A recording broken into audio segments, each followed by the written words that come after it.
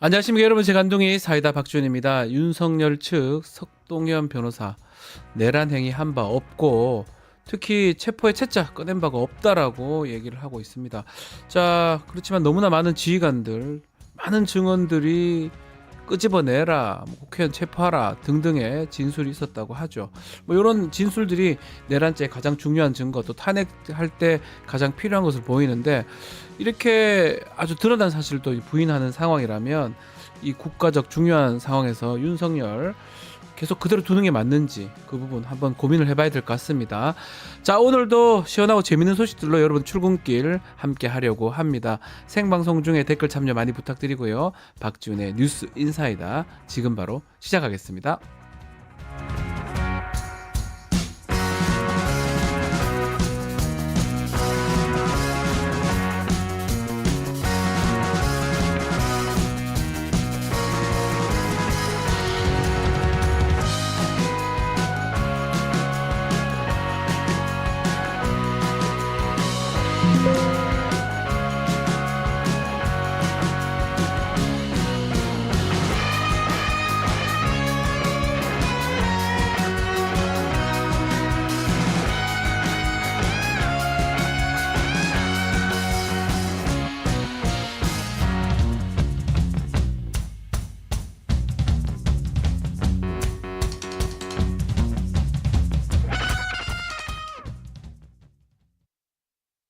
유튜브 구독하고 실시간 채팅과 댓글을 남기시면 매일매일 7,000TTCO를 드립니다.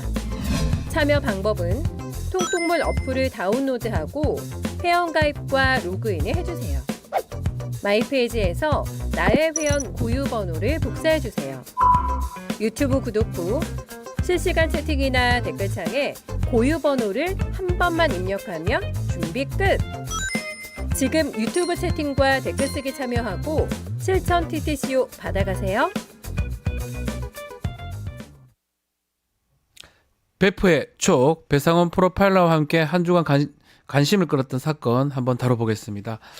자, 지금 탄핵 비상계엄 얘기를 좀 해야 되는데, 계엄 선포 이틀 전이죠. 12월 1일 날 이 롯데리아 패스트푸드점에서 현직 정보사령관, 전직 정보사령관, 또 뭐 대령급 부하 2명 만나서 사전에 계엄을 논의했다, 이런 의혹이 있습니다. 자, 일단은 정보사령부 이 얘기가 좀 충격적인데, 정보사령부가 뭐 우리나라에서 어디 군에서 어느 정도 위치입니까? 과거에는 정보사령부를 사령부로 두질 않았죠. 네. 예하부대 정도. 부대로 줬는데, 왜냐하면 그 정보부대라는 것 자체가 실제적으로 사령부 정도의 위치를 가지면은 실제로 통제하기가 쉽지 않습니다. 네. 근데 사실 아시다시피 예전에는 권력의 핵심이 보안사, 기무사, 방사 뭐라고 부르던 그쪽이었죠. 그런데 이제 그래서 이제 그 예하부대의 정보 관련된 부대들을 운영하는 거였었는데, 이게 이제 통합작전이 필요하고 특히 이제 뭐 북쪽 정보를 많이 취득하는 부분 때문에 통합사령부로서 위치하게 된 건 사실 얼마 되지 않습니다. 그렇기 때문에 사실 알려진 것처럼 정보사령부가 왜 이렇게 문제가 되지? 근데 과거는 보안사가 문제였는데, 그렇죠. 근데 그 지위를 이제 정보사령부가 연결되는 형태입니다. 물론 이제 이게 기능사령부입니다. 국방정보본부 예하의 기능사령부인데 주로 그렇죠. 이제 휴민트라고 하는 건 북한에 침투하는 HID 요원들이라든가 뭐 아저씨란 영화의 원빈이 그 UDU라고 하는 겁니다. 그렇죠. 그러니까 뭐 일명 돼지부대라고 하는 건데, 왜 돼지부대냐면은 이 사실은 소모전이거든요. 네. 소모를 시킬 수밖에 없는 상황이기 때문에, 그리고 그들을 유지하는데 사실은 쉽지 않습니다. 이게 프로파일러들이 그 이유를 아는 거는 그 보통 신문 방법을 그들한테 교육하기 때문에 그렇습니다. 정확히 말하면 고문 방법이죠, 고문 방법. 그렇죠. 예, 그러기 때문에 이제 그런 내막을 조금 알죠. 예. 이 사실은 우리가 알고 있는 지금 방첩사령부, 뭐 사실은 그게 보안사, 기무사, 방첩사로 이런 정보를 이제 다루는, 국가 정보를 다루는, 군대 정보를 다루는 기관이라면, 이 정보사령부는 이 방첩 관련된 북한에 있던 그런 보낸 그런 거하고 관련된 부대가 그렇죠. 아닌가 그렇게 되죠. 생각이 드는데, 요번에 비상계엄 내란 사건 겪으면서 정보사령부가 딱 중심에 있었다고 이렇게 되는데, 언론에서도 지금 정보사가 좀 논란이 계속 됐었잖아요. 그렇죠. 뭐 기억할지 모르겠지만 얼마 전에 네. 블랙요원 명단을 맞아요. 유출했다는 거 그리고 하극상 이런 얘기가 되거든요. 난리가 났었어요. 예. 근데 국군정보사령부. 그렇죠. 근데 그 이유가 뭐냐면 왜 하극상이 되냐? 네. 사실은 정보사는 많이 알려진처럼 순혈주의입니다. 육사에서도 제일 잘 나가는 몇몇을 스카우트 해갖고 자기네들이 어떤 옛날의 보안사 같은 거라고 생각하시면 됩니다. 네. 옛날 보안사. 옛날 보안사인데 그래서 이제 말하자면 이게 일종의 사조직처럼 운영되는 것이 아니냐. 아주 특수한 육사의 몇몇 이런 어떤 옛날의 하나회처럼 네. 그런 부분들 때문에 사실은 그들 사이의 암투들. 그래서 이제 요원 명단이 유출되고 서로가 서로를 고발하고 원스타가 쓰리스타를 고발하고 막 이런 적이 있었단 말이에요. 그렇죠. 그런 문제들 때문에 결국은 내부에 뭔가 심각한 문제가 있는 것이 아니냐라고 많이 언론의 지탄을 받아왔죠. 자, 순혈주의 이런 것들이 문제가 됐기 때문에 이런 일이 있었다는 건데 어쨌든 오늘 얘기하고 싶은 게 뭐냐면 야, 패스트푸드점. 저도 좋아합니다, 햄버거. 암만 햄버거 먹고 싶다 하더라도 이걸 이런 내란 계엄하러 가는데 햄버거 가게 가서 그걸 먹는다. 야, 이걸 어떻게 봐야 됩니까? 이건 저는 참 납득하기 어려워서요. 아니, 최소한 한정식 같은 거 먹으면서 아니, 먹으면서 하라는 게 아닌데 방이 있는 곳에서 하는 게 맞지 않나요? 뭐 일부에서는 그런 얘기를 합니다. 밀폐된 공간에서 하게 되면 네. 도감청의 위험이 있다. 도감청. 예. 그러면 이제 사실 요거는 저는 조금 다르게 보는 것은 네. 보통 이런 이 사람들이 이거 사업이라고 합니다. 공작 사업이라고 공작 하는데. 삼료. 예. 그래서 공작 사업의 기본 원칙은 뭐 사통팔달 도주로를 확보하는 겁니다. 그래서 보통 어떻게 하냐면 큰 어떤 예를 들면 뭐 유원지라든가 아니면 큰 어떤 이런 공원 같은 데에 있는 패스트푸드점에서 합니다. 아하. 왜냐하면 거기는 도청도 어렵고 사통팔달이네요. 예. 나 다 갈 예. 수 있으니까. 도망갈 수도 있고 들어올 수도 있고. 아, 근데 좋아요. 좋은데 옆자리에 뭐 밥 햄버거 먹던 네. 학생이나 다른 분들이 뭔 소리지 이게? 그렇죠. 이럴 수 있잖아요. 그렇죠. 막 앉아가지고 야 한동훈 사살하고 체포하고 이재명 잡고 야 부대의로 빼고 탱크 빼고 너 4명의 아저씨들이 모여가지고 그 얘기를 하고 좀 있으면 이상하게 보겠죠. 이상하게 볼 것 같은데요. 본인들은 뭐 이런 본인들은 그런데 사업한다고 하는데 제가 보기에는 노상원이라는 사람이 네. 자기 집 근처에서 쉽게 일종의 아. 분위기 잡으려고 부른 것 같습니다. 아하. 그러니까 그게 뭐 소위 이제 뭐 옛날에 이제 도감청 할 때 잡음이 들어가 갖고 증거가 채택 안 된 예를 들면 그 통합진보당 사건에서 그런데 이석기. 예, 이석기. 근데 사실은 그건 잘못 알려진 겁니다. 왜냐하면 그 노이즈를 분리해낼 수가 있습니다. 사실 할 수 있었는데. 할 수는 있는데. 그러니까 실제로 이 사업 방식은 노상원이 사실은 분위기 잡으려고 한 가능성이 높다고 저는 생각합니다. 또 이런 얘기가 있어요. 뭐 우리 베프님도 군대 다녀오셨지만 군대에 이제 군대리아라고 아 맞아요. 아이고 햄버거 아이고 생각납니다. 저도 뭐 네. 그 기억이 나거든요. 그 안에 이제 다른 걸 딱 해가지고 그렇죠. 잼도 바르고 빨간 소세지. 저 사실은 군대에서 먹던 네. 그 햄버거 가장 맛있었던 그게 것 같긴 각인된 한데. 겁니다. 각인된 겁니다. 아 그래서 계엄군들도 군도 거기 가서 먹는 거 아니냐, 먹은 거 아니냐 이런 얘기도 나오긴 나와요. 글쎄 말입니다. 그게 아마 그래서 그런 부분들 때문에 일종의 뭐 조롱의 얘기가 네. 나오고 막 그런데 일단 뭐 물론 그들의 사업 방식 자체, 공작 방식 자체와 연결됐기도 했지만 사실 네. 노상원의 개인적인 특성과 연관되는 그렇게 것 봐야 같습니다. 되겠죠? 그게 맞는 것 같습니다. 하필이면 뭐 지금 저기 영상들이 나오고 있는데 예. 하필이면 저 롯데리아입니다. 예. 지난번 이석기 때도 롯데리아였고 롯데리아였고 요번에도 롯데리아. 그러니까요. 이게 긍정적입니까 롯데리아 입장에서? 아닙니다. 아니 절대 아니죠. 그러니까 유명해진 거는 맞는데 맞지만 탄핵 상품을 내야 되는 거 아니냐? 저 지점에 뭐 지금 뭐 그 어떤 손님들이 네. 그 시민들이 많이 몰린다고 그런데 롯데리아 자체를 부정으로 보실 필요 없습니다. 그건 이용된 그렇죠. 거고 네. 그렇기 때문에 그런데 이제 이 사통팔달인 이 어떤 패스트푸드점이 사업의 장소로 운영된다라는 것 자체는 그것 때문에 이제 롯데리아가 아니라 맥도날드로 이용될 수도 있습니다. 근데 이들이 착각한 게 뭐냐면 CCTV가 패스트푸드는 오래 보관됩니다. 이번에 구속영장 나온 것도 CCTV가 오래 보관됐기 때문에 이들이 CCTV에 있었군요. 이 예. 사람들이 잡혀 예, 있었군요. 요새 CCTV가 뭘 할 수 있지 않습니까? 뭘 할 수 있냐면요. 이 구화된 걸 재현할 수 있습니다. 입 모습 예, 보고. 예, 예. 그것 이 사람들이 옛날 사람들이라서 그걸 착각한 겁니다. CCTV가 사실은 우리 법상 개인정보법상에 목소리를 녹음 못하도록 돼 있습니다. 그렇죠. 예. 그럼에도 불구하고 이 화면을 딱 보면서 이제 그걸 제한할 수 있는데 그렇죠. 예. 암만 정보계통에 있던 이 사람들이라고 하더라도 그런 건 정확하게 몰랐을 것이다. 자, 6년 전에 전역한 전직 정보사령관, 또 현직 정보사령관, 또 그리고 실무자 대령급 2명. 사실 좀 전직 정보사령관이 여기에 있었다라는 것도 좀 신기하거든요. 무엇을 생각했을까요, 노상원이? 근데 지금 나오는 거로 봐서는 네. 이 노상원이라는 사람의 독특한 위치.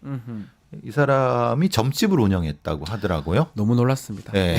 점집을 하고 그러니까 수석 졸업까지 한 엘리트 중에 엘리트입니다. 육사에 1등을 해가지고 정보사령관까지 했습니다. 불명예 제대하긴 했지만. 예, 그것도 성범죄로 예. 예, 육군 정보학과 그 사람이 무속을 하고 있다? 예, 근데 그 무속을 한 이유가 있는 거죠. 뭐죠? 혹시 그 최고위 과정이라고 아십니까? 예, 알고 있습니다. 최고위 과정의 3대 요소는 예. 무속인, 음흠. 그 군 장성이나 네. 경찰 장성급, 그다음에 사기꾼 같은 사업가. 사업가들도 많죠. 3대 요소가 네. 거기서 뭘 다루냐면 정보를 다룹니다. 그러니까 정보라는 것이 군 정보가 아니라 네. 기업 정보, 일반 정보들. 그리고 네. 인사 정보. 아하. 그러니까 왜 많은 분들이 왜 무속인이나 이 장성들이나 이런 고위 관료들이 왜 같이 엮지? 음흠. 왜냐하면 출세하고 싶으면 정보를 얻어야 되잖아요. 네. 정보가 통일될 수 있는 방식은 그런 어떤 아, 집단들이 그렇다고 하더라도 육군사관학교 출신의 1등인 정보사령관이 제대를 할 수는 있죠. 제대를 했는데 네. 무속을 하게 된다니 이건 참 납득하기 어렵네요. 아니 무속이 잘못됐다는 건 네, 아닙니다. 그 길이 그렇죠. 다르지 않습니까? 근데 이제 사실은 아시다시피 여러 가지 판단을 지속적으로 네. 할 때 그 판단을 객관적 과학적으로 하는 게 아니라 일종의 감으로 하는 것에 익숙해졌다고 하면 감으로 하네. 예. 그러니까 잘못된 거죠. 야. 근데 그것을 부추겼다고 하면 무속인과 장성이 엮이는 것은 그 두 가지 같이 한 사람입니다, 이 사람. 네, 예. 그러니까 이렇게 자연스럽게 연결되는 거죠. 거기에 아시는 분이 또 들어가죠. 이게 지금 고위과정 얘기했는데 그 안에 무속, 예. 장군, 예. 사기꾼 예. 지금 누구가 떠올라요. 지금 제가 계속 누가 아마 떠오르죠? 이거 보시는 분들은 누가 금방 떠오를 금방 겁니다. 떠오르죠. 계속 요번에 뭐 무슨 황금폰 그분도 마찬가지고요. 같이죠. 요번에 어제 기각됐던 그분도 마찬가지입니다. 똑같죠. 왜냐하면 이들이 정보를 유통시키는 네. 불법적으로 유통되는 공간 자체와 구성 요소가 그렇기 때문에 그렇습니다. 어쩌면 그렇기 때문에 네. 상당히 좋아했을 것 같아요. 군 출신인데 보살이잖아요. 그러니까요. 상당히 좋아했을 이 사람은 안산보살이라고 불렸다고 네. 합니다. 보살인데. 그러면 누군가 굉장히 좋아해요. 매우 좋아요. 저라면 제가 그 사람이라면 되게 끌릴 것 같아요. 거꾸로가 아닐까요? 네. 반대일 수도 있고. 그분이 좋아하는 걸 알고 이 사람이 했을 수도 있죠. 그렇죠. 예. 왜냐하면 이 방식 때문에. 좀 놀라운데 이 윤석열 정부 들어서고 이 왕자부터 시작해가지고요. 계속 이런 무속 논란이 계속 되고 있어요. 그렇죠. 실제로 김건희 같은 경우는 영적 대화 좋아하고 도사들하고 주로 대화 나눈다. 뭐 이런 많이 얘기도 사주도 있었잖아요. 봐주고 그러신다면서. 이 맥락이 거의 같다고 봐야 될 거거든요. 맞습니다. 왜냐하면 우리 그 영부인께서도 그 최고위 과정 나오시지 않으셨나요? 예. 거기서 만날 수 있겠네요. 저는 강력히 의심합니다. 네. 합리적으로. 아하. 예. 자, 비슷비슷한 생각이 드는데 예. 뭐 사실은 뭐 무속을 뭐 믿고 또 안 믿다 하더라도 그거 좀 마음에 평온을 얻기 위해서 가는 분들도 있고 그걸 뭐 욕하거나 뭐라 할 필요는 없습니다. 그리고 기본적인 명리학은 예. 그냥 뭐 하는 겁니다. 근데 이게 국가 권력과 연결되거나 그러니까요. 그러니까 어떤 정식의 절차를 밟는 국가 권력과 행정 이런 것이 아니라 네. 그것을 그런 방식으로 결정하고 거기에 누군가 관련되고 거기에 또 권력과 돈이 관련돼서 이건 사실은 네. 엄정하게 처벌을 받아야 되는 거죠. 특히 이 정부 들어서서 문제가 왕자부터 좀 놀랐었는데 그때 사실은 많은 얘기를 했는데 애써 외면하고 넘어갔어요. 왕자를 쓰는 게 정상입니까? 아니 왕자를 그거 왜 씁니까 이거를? 그러니까 주요한 결정할 때 무엇인가를 네. 그런 방식으로 했다는 것이 의심이 되는 거죠. 그렇죠. 강력하게. 예. 근데 그게 우연히 맞아 들어갔어요. 그러니까 그 사람은 뭔가 있다고 생각하고 더 신뢰를 하게 되겠죠. 신뢰하게 돼. 근데 사실은 A나 B나 둘 중에 하나일 때 예. 50이에요, 가능성은. 항상 50이에요. 그렇죠. 그러니까 그러면 기거나 말거나잖아요. 사실은 그 사람은 틀린 게 더 많을 수도 있습니다. 그런데 맞은 것만 기억나는 나는 일종의 확증 편향이 생기는 거죠. 그래서 사실은 이런 분들이 대통령 주변에 있다는 건 사실은 매우 불행한 겁니다. 불행한 일이다. 이 계엄 얘기를 좀 했었는데 날짜, 시간도 이게 12월 3일 아니겠습니까? 이것도 이 무속인들이 점지해 준 거 아니냐 이런 얘기도 있습니다. 오늘 나온 신문 보도에 의하면 네. 그겁니다. 사실은 TF 그러니까 그들 내에 어떤 TF나 수사팀이나 이런 것들을 불법적으로 구성해야 되는데 네. 시간이 일주일은 더 필요했다는 거예요. 근데 갑자기 결정됐다는 거예요. 그러니까 말씀하신 대로 날짜도 그래서 누군가 이렇게 된 거 아니야? 점지한 거다. 그렇게 됐다는 느낌이 드는 거죠. 왜냐하면 우리가 지난주, 지지난주 뭐라고 했습니까? 너무 조속하게 너무 허술하게 너무 결정한 빨리 그렇죠. 시간도 얘기. 안 맞고 그렇죠. 예. 어떻게 이렇게 결정하냐라고 했는데 혹시 그런 것이라고 하면 이건 참 그렇습니다. 자, 특히 뭐 가장 관계 있는 사람이 결국은 김건희 같아요. 그렇죠. 지금 네. 보면 아무래도. 뭐 본인도 주장을 하고 있지만 무속, 도사 또 본인 입장에 천공이라든지 뭐 지금 건진도 코바나 콘텐츠에서 뭐 활동을 하다가 대통령 부부랑 되게 잘 알게 됐던 사람이고 그렇죠. 지금 또 오늘 뭐 영장이 기각되긴 했지만 어쨌든 간에 지금 문제가 되고 명태균도 뭐 무속인이고 그렇죠. 김건희라는 사람, 이 사람이 이렇게 무속의 관련성을 갖게 된 이유, 이건 어떻게 봐야 됩니까? 또 이거를 대통령한테 반영해서 국정에 반영한 것처럼 보이잖아요, 지금. 어쨌든 간에. 가스라이팅과 터널 비전이 반복되는 겁니다. 아하. 왜냐하면 한 번 성공한 부분, 예. 예를 들면은 사실은 가능성이 적지만 성공한 부분이 생기면 거봐 이게 맞잖아라고 가스라이팅을 하고 네. 그걸 가지고 다시 그쪽 선택을 하고. 또 선택하고. 예. 근데 다른 건 다 틀리거든요. 그런데 그 하나 맞힌 걸 가지고 또 가스라이팅 기억이 나요. 확증평에 빠져가지고. 네. 이게 반복될 때 보통 사람은 이렇게 하면은 그냥 사업 하나 망하고 마는데 권력은 이렇게 되면은 사실은 큰 국가적 낭패를 겪는 거죠. 그렇죠. 그래서 이 무속인들한테 인사청탁도 받았던 정황도 드러납니다. 그래서 대통령실 취업을 시키고 결국 그 사람들은 김건희 라인이 되겠지요. 예. 김건희가 뭐 진짜 무속을 너무나 믿어서 그런 건지 아니면 자신의 세력을 구축하려고 했는 건지 이건 어떻게 봐야 됩니까? 두 가지가 다 들어가죠. 아, 둘다 왜냐하면 있다? 세력도 하지만 자기가 듣고 싶은 얘기를 해주잖아요. 네. 근데 그런 사람들은 어떤 거냐면 붕 뜬 기분을 느끼고 합니다. 그러니까 자기가 마치 신발에 있는 것처럼 느끼고 싶어 합니다. 아하. 그럼 뭐 주변에서 뭘 어떻게 해야 됩니까? 네. 어이 보살님. 아유 보살님 대단하십니다. 대단하십니다. 그렇게 하면 뭐가 되냐면 자기가 마치 무엇인가가 들어온 느낌을 받습니다. 저도 사실 최고위 과정에서 그런 분들을 많이 만나서 얘기를 하면은 네. 제가 보기에는 사기꾼인데 주변에서는 뭐라고 하냐면 계속 저분 뭔가 있다라고 계속 영험하다라고 합니다. 사실은 근데 그 얘기는 예. 제가 이전에 해준 얘기거든요. 아하. 그러니까 영험하죠. 예. 옛날 얘기를. 그렇죠. 지금처럼 하니까. 그러니까 그런 얘기를 듣고 싶어서 주변에 두고 주변에 두니까 자기가 뭐가 된 것 같고 내가 말을 하면 이 사람들이 그대로 하죠. 뭔가 실현되는. 네. 이게 보통 우리가 말하는 무속인과 관련된 나쁜 어떤 에스컬레이션 현상입니다. 뭐 무속을 무슨 나쁘다고 할 수는 없습니다. 그렇죠. 뭐 저희 집에 저희 어머니도 뭐 점도 보시고 예. 다 그렇게 하시잖아요. 일반 서민들이 그거 하는 거를 그냥 뭘 할 것도 없는데. 점 보고 말면 됩니다. 그냥 예. 보고 말면 또 그걸 통해서 평온을 얻을 수도 있는 건데 문제는 이 법사, 도사, 이 무속 이 사람들이 지금 뭔가 정치자금법이라든지 문제가 돼서 또 구속이 되는 그런 상황도 있습니다. 그러니까 명태균 씨 비롯해서. 그냥 그것만 해주는 게 아니라 그걸 해주고 돈을 받는다는 거 문제죠. 네. 그리고 사실 명태균의 문제는 뭡니까? 그걸 해주면서 네. 여론 조작을 한다는 여론 조작도 거잖아요. 하고. 그러니까 여론 조작을 통해서 뭔가를 얻고, 그러니까 자기가 생각한 걸 실현하기 위해서 불법과 탈법을 하기 때문에 문제가 되는 거죠. 네네네. 그냥 점만 봐주면 되는 거잖아요. 근데 그게 당연히 우쭈쭈 해주니까 네. 당연히 뭐가 되냐면 돈과 권력을 갖다 주고 그게 반복되다 보면 그래서 이제 사실은 이런 형태가 권력과 붙어서 문제가 된다. 그렇죠. 이게 분명한 것은 게이트가 터질 것 같은데 근데 너무 많아갖고 네. 게이트가 너무 많아서 예전 같으면은 그냥 최순실 게이트로 끝났잖아요. 네.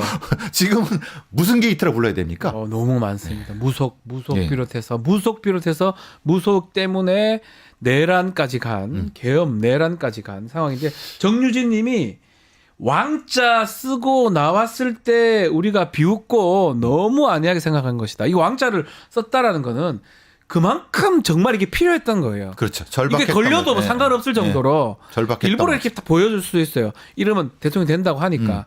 그런 느낌이 들고 지금 돌이켜보면 그렇잖아요. 그렇죠. 근데 예전에는 우리가 저게 그냥 어리석다 아니면 그냥 재미로 그냥 봤던 것 같은데 사실 지금 2년 7개월 국정 운영한 그것을 보면 저거랑 관계가 있고 상당히 안타깝습니다. 그 대통령의 판단 기준이 네. 어떤 합리적인 정보를 통해서 판단하는 것이 아니라 네.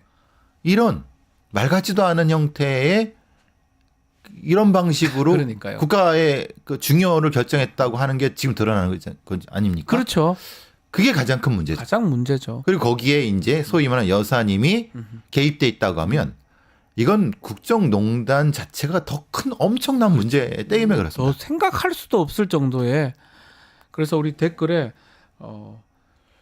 무속 게이트였잖아요. KT24님 무속 게이트다 이거. 근데 무속인데 이게 무속이 내란 계엄까지 간 거니까. 예. 근데 그걸 하는 사람들이 총을 가지고 있는 고위 군인들이고 예. 그들이 대통령을 부추겨 갖고 아니면 거꾸로 됐거나 네. 지금 이 사태가 난 근데 거예요. 우리 베프님이 오늘 말씀해 주신 제가 기억나는 게 그 고위 과정 다 나쁘다는 게 아니에요. 네. 좋은 아주 과정, 일부 예, 고위 과정 일부에 정말 군경 높은 사람이 와요. 그렇죠. 그 사람들. 네. 그리고 무속인들, 예. 사기꾼들. 예.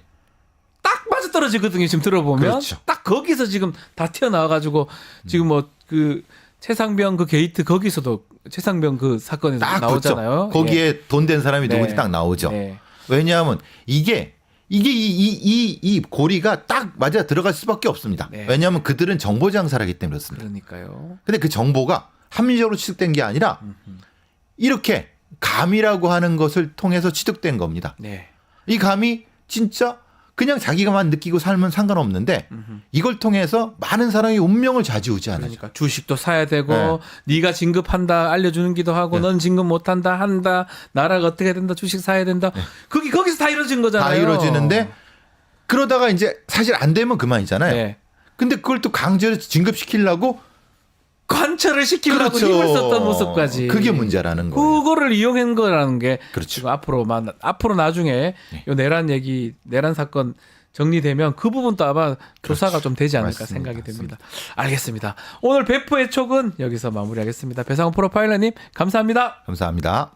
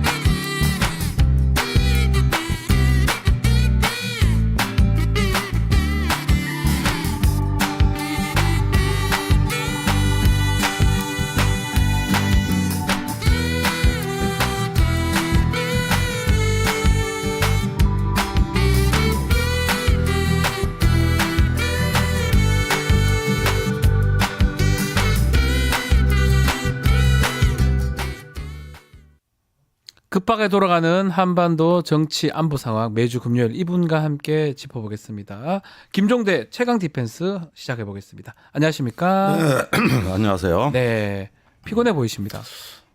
이제는 아침 일찍 나와 밤늦게 들어가는 일상이 아주 굳어지는 것 같습니다. 제가 그 느낌인지는 몰라도 모든 방송에 나오시는 것 같습니다. 예, 그래서 제가 사실은 걱정스러운 게 걱정하고 있죠. 건강을 해치시는 게 아닌가. 또 왜 탄핵은 주말에 하냐고. 이제 주말까지 다 날아갔으니까. 그리고 실제로 네. 뭐 저희가 한번 얘기를 하긴 했었는데 우리 김종대 의원님 원래 이번 연말에 해외에 잠깐 가시려고 했던 거죠. 원래는 겨울 휴가였죠. 예, 휴가 겸 다 또 취소됐습니다. 겸 이 내란 사건이 생겨가지고 예. 또 여기 계셔야 됩니다. 또 설명도 가장 제가 봤을 때 잘 분석해 주시니까요. 아유, 예. 그래서 많은 분들이 또, 찾는 게 아닌가 생각이 예. 듭니다. 아유, 감사합니다. 또 우리 많은 시청자분도 기다리고 있습니다. 네. 최강 디펜스 코너 기다리고 있고 저희 입장에서는 우리 김종대 의원님이 안 가셔가지고 또 감사하는 말 하다 말씀을 또 드려야 될 것 같습니다. 네, 고맙습니다. 자, 바로 얘기 좀 나눠보겠습니다. 네. 내란 혐의 수사 지금 진행 중인데 공수처로 지금 일어나됐습니다. 네. 자, 어제 윤석열 대통령 입장을 석동현 변호사가 좀 얘기를 했는데 네. 내란죄 아니다. 예. 뭐 통치행위다. 네. 체포에 채채도 꺼낸 적 없다. 네. 등 또 뭐 이 석동현 변호사가 변호사는 또 변호인은 아니에요. 그렇습니다. 이건 어떻게 봐야 됩니까? 이런 얘기하는 거. 예, 역시 뭐 헌법재판소에 가서 탄핵이건 뭐건 또 검찰 수사관 간에 끝까지 버티고 항전하겠다는 메시지가 연일 발신이 되고 이건 하루라도 빨리 뭐 태극기 부대 극우 유튜버 전부 다 광장으로 나와 총출동하라는 그렇죠. 일종의 동원령 선포다. 거기에다가 또 한 가지는 내란의 고의성과 목적성은 없었다. 네. 요 두 가지 얘기를 하는 거거든요. 그런데 일단은 뭐 이렇게 하면서 그 이면에 깔려 있는 전술은 시간 끌기입니다. 이건 지연 전략이다. 예. 네. 시간 끌기고 다툼의 여지가 있는 것처럼 이렇게 해서 논란을 일으키고 시민을 분열시키고 이런 어떤 그 조금 이러는 그 전략들이 제가 보기에는 이제 완전히 누구 피를 보고야 말겠다는 도끼 그러니까요. 같아요. 이러면은 이제는 시민과 시민이 충돌하는 어떤 혼란과 어떤 물리적 충돌 이런 거를 바라고 있는 거 아니에요? 최소한의 국정 운영을 2년 7개월 했잖아요. 어쨌든 국민의 선택을 받아서 네. 그 기본도 안 돼 있는 것 같다는 생각. 왜냐하면 증거가 너무 많잖아요. 지휘관들이 다 끄집어내라 뭐 다 얘기했다고 하는데 뻔뻔하게 딴 얘기를 하는 거잖아요 지금. 네, 그러니까 곽종근 특전사령관이 대통령으로부터 전화 받았는데 문부시고 다 끄집어내라. 끄집어내라. 근데 오늘 신문을 보니까 또 다른 단독 기사들이 쏟아져 나오는데 네. 수방사령관한테는 네, 이진우. 4명이 가서 1명씩 끌어내라. 그건 더 정확한 구체적 지시였던 더 정확한 지시죠. 그리고 한 번이 아니라 여러 번 왔었다. 그러니까요. 몇 예. 번씩이나 전화가 있었다. 그렇습니다. 그러니까 윤석열이 그때 그 실병을 기동하는 주요 지휘관들한테 저희들 끄집어내. 네. 저거 막아. 부셔버려. 예. 다 쓸어버려. 아니, 근데 이런 이것도 걸 직접 했다는 거예요. 또 하나 궁금한 건 왜 직접 자꾸 전화했을까요? 그거는 국방장갑 원래 입고 시나리오에 없었죠. 이게 아. 바로 치명적 실수인데 아하. 이게 내란 수계라는 흔적을 너무 많이 남겼단 말이에요. 근데 이거는 원래 시나리오에 없었어요. 네. 그때 한 12시 한 반경? 그러니까 4일 날 이제 그 00시가 넘은 시각에 네. 이상징후가 발견된 거는 의외로 계엄군의 출동 부대가 늦었단 말이에요. 그렇죠. 이때부터 초조해진 것 같습니다. 그래가지고 김용현 장관한테 한 1,000명 보내야 써야지 왜 병력이 저거밖에 안 돼 이렇게 닥달하다가 예. 이제 사령관들한테 전화를 계속 한 거거든요. 네. 그게 1시까지 이어졌어요. 그러면 이 이야기는 뭐냐 하면은 이제 본인이 급했던 것이죠. 그러니까 원래 시나리오는 김용현 장관이 다 이걸 지휘하는 걸로 하고 본인은 담화만 이제 계엄 담화만 네. 발표하는 것으로 이렇게 해서 다툼의 여지 즉 나는 병력 출동을 지시한 적 없다. 이렇게 원래 시나리오를 짜는 거거든요. 그리고 실제로 계엄 선포하기 전에 주말 11월 30날이 토요일이었습니다. 네. 그리고 1일이 일요일이었는데 이때 대통령이 이제 3일날 계엄을 하기로 결심한 마지막은 그 법무검토 보고가 올라왔대요. 아, 법무검토 보고요. 예, 거기에서 저기 병력 출동에 직접 관여만 하지 않으면 내란죄는 성립되지 않는다. 이건 설령 뭐 탄핵 시비가 있어도 얼마든지 방어하고 다툼의 여지가 있다. 네. 이 보고서를 보고 이제 저 D-Day와 H아워가 결정된 거라 이거예요. 결심을 했군요 그때. 예, 물론 그 전에 다른 보고도 있었습니다. 뭐 한동훈이 뭐 김건희 특검으로 돌아서고 있다. 뭐 명태균 황금폰을 검찰이 확보했다. 이런 걸로 슬슬 예열이 있다가 법무 보고를 받고 네. 3일날 그 저기 저 이제 계엄을 계획대로 한 건데 그런데 차질이 생기니까 이제는 그런 어떤 룰을 지킬 여유가 없어요. 아. 절대 해서는 안 되는 짓을 해버리는. 전화를 이렇게 엄청 했어요. 엄청 했습니다. 겁먹었다 해야 되나? 엄청 전화를 했어요. 뭐가 저 전화를 그렇게 급하게 합니까? 그러니까 그래놓고 내란 아니라고 하는 게 말이 됩니까? 그렇죠.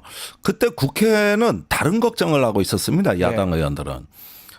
사실은 뚫고 들어가는 것까지는 어떻게 됐기 때문에 네. 계엄 해제 결의 요구안을 낸다는 거는 뭐 되겠다. 이게 12시 넘어서부터는 좀 희망적이었거든요. 네. 그런데 다른 걱정이 있었다고. 어떤 걱정이죠? 이거 계엄 해제 요구안을 결의한다 한들. 무시하고 그냥 할까? 근데 실제 4시까지 4시 2, 30분에 계속 있었잖아. 별말 없이. 예. 그게 뭐냐면 포고령 무섭네요. 1호에 예. 그 모든 국회, 정당, 지방의회 정치 활동을 일체 금한다고 돼 있으니까 네. 이 계엄 해제 결의안 요구 이것도 정치 자체가 활동이다. 정치 활동이니까 포고령 위반으로 밀어붙이면 어떡할 거냐. 와, 무섭다. 그때 국회는 결의 자체가 문제가 아니라 예. 그 결의 자체가 안 통하는 국면을 걱정하고 있었어. 그게 야당 의원 대다수 분위기였다고요. 네. 그런데 이제 이럴 경우에 이게 그 국회가 이걸 통과시켰을 때 우발 계획은 없었던 거라고. 아, 무조건 체포해가지고 네. 계엄 해제 못 시킬 걸 안 시킬 거를 가정하고 작전을 실행했던 거네요. 그렇죠. 그러니까 실패할 리가 없는 작전이에요. 그렇죠. 왜냐 비무장에 거기에다가 저기 뭐냐 이렇게 중무장한 어떤 병력이 예. 이렇게 투입되는데 나오라는데. 아니 그걸 못 잡아? 이게 말이 돼? 그렇게 되겠네요. 생각해 보면. 예. 그리고 김영현 장관이 다 된다 그랬잖아. 네. 그러니까 그 다음에 이제 계엄 해제되고 나서 내가 저놈 말 믿고 했다가 이 지경 됐다 이렇게 생각할 수도 있어요. 그렇죠. 그렇지만 왜 실패하냐고 이게. 이건 저기 그 오랫동안 뭐 이렇게 수사 인력 지휘해가지고 범인들 검거하고 이래든 감각으로 봤을 때는 있을 수 없는 일이 벌어져. 있을 수 없는 일이. 이게 그러니까 지금 믿어지지가 않는 거야 이게. 내란죄 뭐 아주 정확한 증거들 뭐 본인 기준으로 딴 사람도 많지만 완전 정확한 증거인데 저는 그래서 탄핵 심판에도 뭐 사실 이거 있으면 그렇게 꼬레 끌 것 같지도 않고 두 번째 지금 신변 확보 부분 공수처로 일원이 됐는데 조사에 응하지 않고 있잖아요. 이 부분 그렇습니다. 어떻게 봐야 됩니까? 그러니까 그저께인가요? 그 저기 심우정 검찰총장하고 공수처장하고 만나가지고 윤 대통령하고 이상민 장관에 대해서 공수처가 네. 수사를 해라. 넘겨줬죠. 넘겨줬는데 그와 동시에 검찰 특수본에서 엄청난 반발이 있었던 것 같습니다. 아니 우리가 왜 넘겨주냐 저거를. 지금 다른 피의자들 다 우리가 확보하고 있는데 말이 되냐. 이래가지고 어제 검찰총장이 이걸 구구절절 설명하는 일종의 어떤 그 서신, 검찰총장 서신을 전국의 검사들에게 발송했어요. 서신을요. 예. 참 이상한 일입니다. 예. 아니 법리에 따라 가지고 뭐 넘겨주고 뭐 이런 것들은 다 수사기관끼리 협조하는데 도대체 검사들 반발이 얼마나 심했으면은 그러니까요. 이런 서신을 발생합니다. 이게 뭐라고? 이게 당연히 법대로 넘긴 건데. 또 A4지 3장이요 길어. 예. 구구절절히 써놨어요. 이게 엄청나게 내부 반발이 심하구나. 지금 이런 상황에다가 반발이 얼마나 심했는지 막 총장까지 쩔쩔매는 상황이 벌어지더니 네. 어제는 급기야 검찰이 이제 국방부 조사본부, 그거요. 경찰 처음 봤어요. 예. 아니 다 이거 털었어요. 싸우려고 하는 건지 우종 그 국가수사본부장이죠. 네.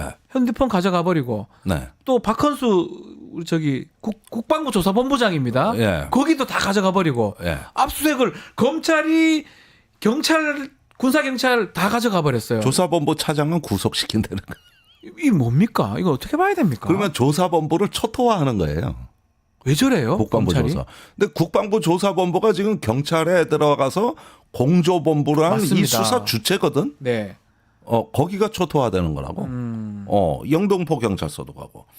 이게 지금 특수본에서 심우정 총장한테 극렬하게 반발한 다음 날 벌어진 일이에요. 물론 이제 다른 어떤 진술이 있어서 네. 예를 들면은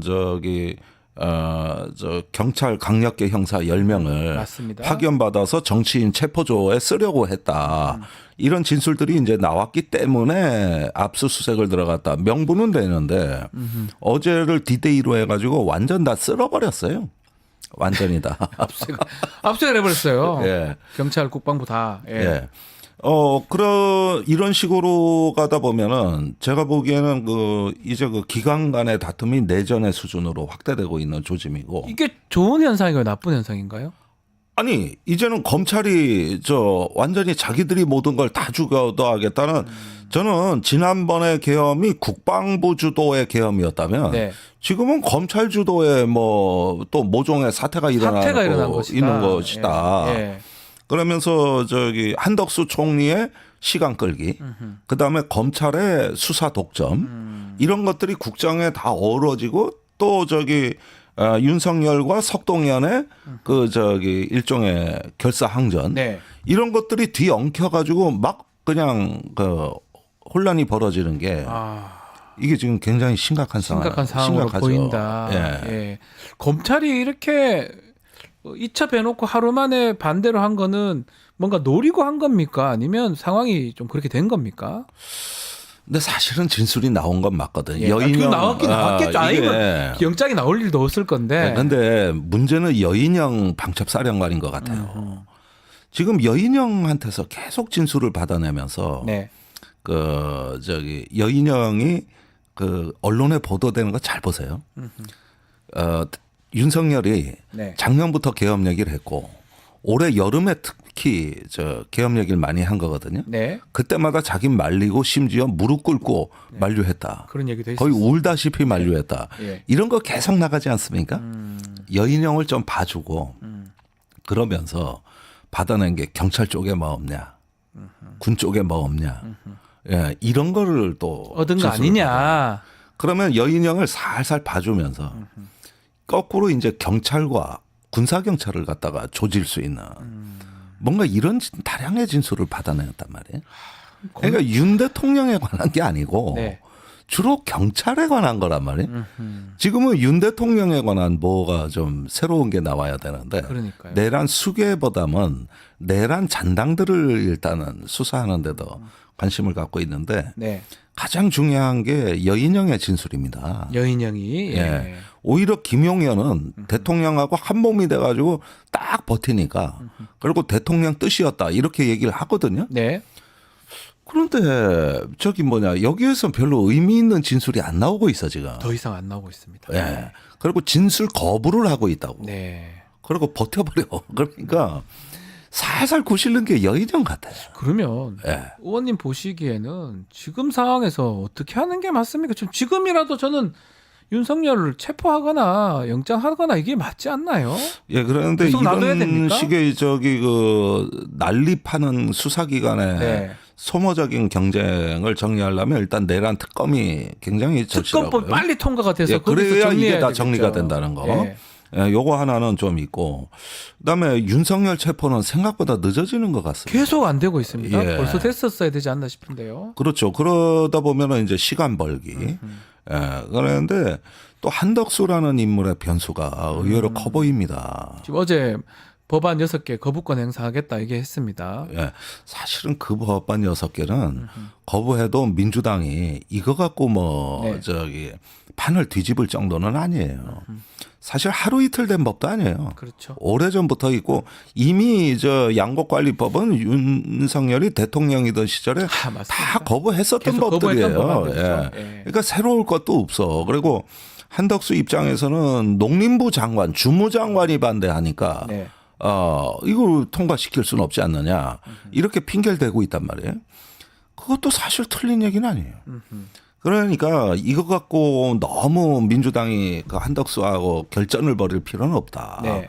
그건 다분히 소모적이고 헌법재판관 추천하고 네. 특검제 통과 이 두 개밖에 그 두 개만 없어요. 통과된다면 사실은 뭐 큰 문제는 없을 것이다. 뭐 탄핵하겠다 문제는 이런 말을 없어요. 필요 없다는 거죠. 한덕 그렇습니다. 총리에 대해서. 나머지 법안은 뒤로 네. 밀어도 돼요. 그 부분이 이제 가장 좀 핵심이 아닌가. 특검만 좀 된다 그러면 수사기관도 일원화되고 뭔가 영장이라든지 등등이 좀 더 원활할 것 같기도 하네요. 그렇습니다. 네. 이렇게 해서 판을 짜고 정리를 해주는 게 급하죠. 그런데 지금은 오히려 더 큰 혼란으로 하는데 이런 식의 혼란이 앞으로 열흘만 더 지속되면 네. 즉 올해를 넘겨버리면은요 이제 국가에 진짜 심각한 파국이 옵니다. 그런 판단을 지금 좀 해야 될 것 같은데요. 예, 이게 단순히 수사 문제다 이렇게 보시는 것 같은데 네. 이게 저기 경제, 외교, 국가 신인도 거기에다가 이제 1월 10일에 이제 트럼프 대통령의 취임이 취임이 임박한 이 순간에 한국이 이렇게 있다 장기간 혼란에 빠진다는 신호를 줘버리면은 예. 이거는 세계적으로 국가의 신인도 위신이 추락하는 건 물론이고 네. 중국, 북한도 우리를 얕볼 거예요. 그러면서 이제 외부에서 흔들기가 들어온다고 네. 트럼프도 이럴 때 한국을 마음대로 요리해서 뭐 구워 먹고 삶아 먹고 튀겨 먹으려고 그럴 건데 그렇죠. 이때 이제 국가에 초래되는 불안과 불확실성이 치명적이라는 겁니다. 사실은 기업이나 시장이 제일 싫어하는 건 불확실성이거든요. 맞습니다. 예. 이런 무정부 상태가 열흘이 더 간다? 그러면서 이게 해결될 희망이 안 보인다? 이거는 계엄 선포 못지않게 치명적인 그러면 얘기잖아. 지금이라도 한덕수 권한대행이 특검법이라도 빨리 오케이 하는 게 맞다 이 말씀이네요. 그렇게 해서 잡아나가야 잡아나가야 되는데 된다. 그냥 뭉개고 있단 말이에요. 1월 1일까지입니다 이게. 예. 그러면서 또 온갖 무슨 핑계가 등장하고 그런데 민주당은 한덕수를 탄핵시킬 수가 없다고. 네. 그 다음 대기자들도 못 믿을 뭐 똑같은 장관들이거든. 사람들이니까요 거의. 예. 그러니까 그 사람이 그 사람인데 네. 그리고 또 다음 장관이 저 직무대행을 승계하면은 또 까먹는 기간이 이제 보통 한 열흘 이상 잡아먹어요. 예. 그러니까 이 정부 사람들은 지금 상황이라면 좀 더 국가를 생각해야 되는 거 아닌가요? 그러니까 이게 예. 이게 얼마나 국가에 지금 큰 위기인가를 보면은 이거는 지금 이 어떤 정부가 이걸 회복하는 능력을 보여주질 않고 자꾸 시간 끌기로 가고 이렇게 네. 되면은 제가 분명히 이거 말씀드릴 수밖에 없습니다만 예. 국가가 굉장히 심각한 파국적 상황에 올 수 있다. 힘들어질 수 있다. 예. 예. 굉장히 심각해진다. 상당히 그 부분이 저도 두렵고 아마 많은 국민들이 걱정하는 부분 아닌가. 검찰이 뭐 경찰 압수해가고 이게 뭐 이 뭔가 혼란스러운 모습이 지금 보이거든요. 자, 군대 얘기도 좀 해보겠습니다. 윤석열 측근은 충안파인데 군대 내에서는 대전파라고 거기 얘기가 좀 나오고 있는데 예. 대전파 이건 뭡니까? 네, 저 노상원, 문상호 전현직 정보사령관이 다 대전이에요. 대전 사람이라고 뭐 문제가 있는 건 아니지 예, 않습니까? 그건 아니고. 네. 그런데 이런 걸 또 대전파다. 나는 이 기사는 좋은 기사가 아니라고. 네. 그런 식으로 무슨 파 이렇게 그걸 지연으로 엮어버리는 거는 네. 이건 언론의 좀 횡포에 가깝다고 보여지는데 그는 이제 우연히 동향이었다. 그리고 고등학교는 달라요. 네. 대전에 학교가 뭐 한두 개입니까? 그래서 그 충안파 같이 딱 한 학교에 1, 2년 선후배로 탁탁탁 그게 확실해. 대전은 얼마나 큰 도시 이런 정도 수준은 아니에요. 네. 그래서 이거는 좀 또 너무 이게 많이 나가는 거고. 그 햄버거집 해동 두 사람 전현직 정보사령관이 대전 사람이다. 이래서 대전파다. 예. 이런 얘기를 하는 겁니까? 예. 내가 그 기자가 쓴 거 보니까 좀 너무 인위적이다. 자기적이다. 근데 그때 그 문상호가 노상원 모른다고 국회에서 얘기를 했잖아요. 아니죠. 그때 예. 그걸 내가 잘 보라고 얘기하는데 정확한 답변은 잘 모릅니다예요. 아하. 이 답변이 조율된 거고 그게 저 말 맞추고 나온 거예요. 예. 그러니까 내가 국회 나가서 얘기했는데 나 잘 모릅니다. 요렇게 얘기한 거에 맞추라고 대령들한테 얘기를 한 거라니까. 네. 잘 모른다는 뜻은 모른다와 달라요. 그걸 그때 이미 짜고 나간 거라고. 잘 모른다 이렇게 얘기했다는 거네요. 잘 예. 모른다. 잘 모른다. 어. 그런데 잘 모를 수가 없죠. 네. 육사 육사 출신이고 이러면 제가 상식적으로 봐도 모를 수가 있나요? 아니 그리고 근무인연도 있어요. 옛날에 그러니까요. 55 경비단. 그렇죠. 그 청와대 경비하는 부대입니다. 같이 근무했으면 당연히 알죠. 모를 수가 없죠. 그런데 그렇게 얘기하는 것 자체가 벌써 거리두기고 알면 안다, 모르면 모른다로 얘기하고 되고 옛날에 근무인연도 있다.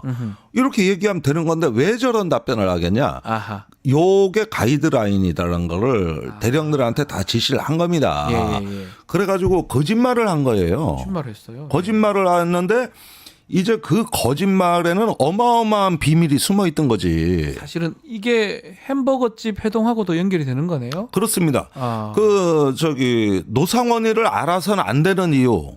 여기에 무시무시한 비밀이 숨어 있었고. 그래서 계엄이나 내란을 논의했던 게 있으니까. 그렇습니다. 예. 그리고 이 노상원은 후배들한테 진짜 쓰레기입니다. 쓰레기. 나쁜 사람입니까? 네. 예.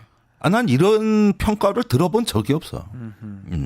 그랬는데 민주당 보고서에서도 뭐 XX, 네. 뭐 싸이 XX, 아하. 뭐 별의별 욕이 다 나오던데.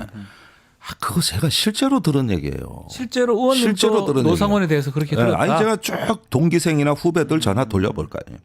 실제로 나오는 얘기입니다. 그리고 완전히 망상가에다가 자기 아집에다가 권력에 대한 어떤 그 판타지, 숭배, 힘이고 정이고 네. 이런 데다가 이제 뭐 신기 무소까지 해가지고 네.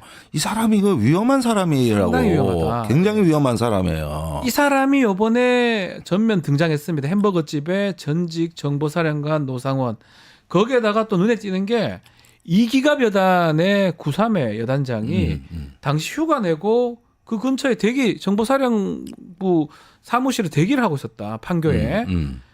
이것도 사실은 놀라운 게 직속 상관에 휴가 보고도 안 하고 있었다고 합니다. 휴가만 내고 왔죠. 휴가만 내고 보고 안 하고 그냥 나온 거잖아요. 근데 휴가 중에도 병력 출동은 지시할 수 있습니다. 그러니까요. 네. 이 노상원 얘기 듣고 지금 나온 것 같은데 이건 어떻게 그렇습니다. 봐야 됩니까? 아니 그러니까 국방부 장관이 맡길 중요한 임무가 있으니까 오라 그러니까 상관한테 직속 상관한테 보고를 못하니까 휴가 처리를 하고 온 거거든요. 그리고 이기갑 여단은 12.12 때도 출동부대입니다. 요게 구사단 광화문은. 이기밥 다 두 개 다 나왔죠. 예. 예. 거기 그 광화문 시청 점령한 부대들 아닙니까? 이기갑 탱크 부대, 예. 전차 부대. 그 광화문 앞에 있는 포 이렇게 포신이 있는 사진. 네. 그 유명한 사진 거기 거기에요. 이기갑 여단 그렇습니다. 주력 부대. 예. 그런데 이 부대를 일단 출동시켜 놨다 그랬다. 그다음에 노상원이 무슨 공작을 꾸몄다. 그러면 첫 번째 임무는 물론 성관이 직원 30명 체포해서 네. 비원 벙커로 데리고 가는 거였겠고 두 번째, 세 번째 임무가 있었을 건데 예. 저는 일단은 어떤 분란전을 획책한 게 아닌가 생각이 들어요. 그러니까 이게 군사 용어에 나와 있어요. 분란전이라는 게 그게 뭐죠? 그 윌리엄 린드라는 사람이 말한 제4의 전쟁론이 있거든요. 네. 그걸 장교들이 많이 본다고. 아하. 거기에 이제 옛날의 전쟁과 달리 심리전, 또 어떤 그 비정규전, 이념전 이런 것들이 결합된 현대 전쟁을 말하는 것이 제4의 전쟁인데 분란전. 거기에 가장 중요한 개념이 분란전이에요. 사회의 중심 인프라를 갖다 공격하거나 혼란에 빠뜨려서 네. 전체를 시스템을 마비시킨다는 개념입니다. 그게 분란을 일으킨다. 예. 그러니까 시청역이나 어디에 인구가 밀집되고 시위대가 직결할 걸로 예상되는 지점에 네. 불의의 무슨 테러나 혼란이 일어난다거나 이런 부분들. 그러면은 이거는 현역을 시킬 수가 없어요. 현역 장교는 신분이 다 밝혀지고 예. 또 어떤 정규군이기 때문에 이런 것들을 법적으로도 문제가 될 수 있습니다. 이럴 때 이제 오비들 노상원 같은 사람. 그렇죠. 네. 그런 데서 일단 외인 부대가 등장해가지고 어떤 분란을 일으킨 다음에 안개처럼 사라져버리게 되면은 예. 일단은 불의의 혼란에 사람들이 직결하기가 어렵고 또 군사적으로 개입할 명분을 만든다. 네. 이런 부분도 가능하고 예. 이기갑 여단은 그런 걸 계기로 해서 예. 어떤 그 주요 지점에 그 군사력을 투입해가지고 전차 몇 대마도 뭐 사실은 뭐 되지 않습니까? 그렇게 하면은 이제 위용을 과시하는 예. 이런 어떤 계엄의 후속 프로그램에 노상원의 임무가 있었던 것 같아요. 노상원의 말을 왜 기갑 여단장은 들은 겁니까? 아니 그러니까 일단은 무슨 얘기를 들었는지 지금 밝혀져 있지가 일반인인데요? 않은데. 예. 와. 그런데 이제 장관을 등에 업고 예. 이게 진급을 미끼로 해가지고 이거 장관이 너한테 맡길 임무가 있다. 뭐 이런 식으로 얘기하니까 장교들이 따른다니까. 네.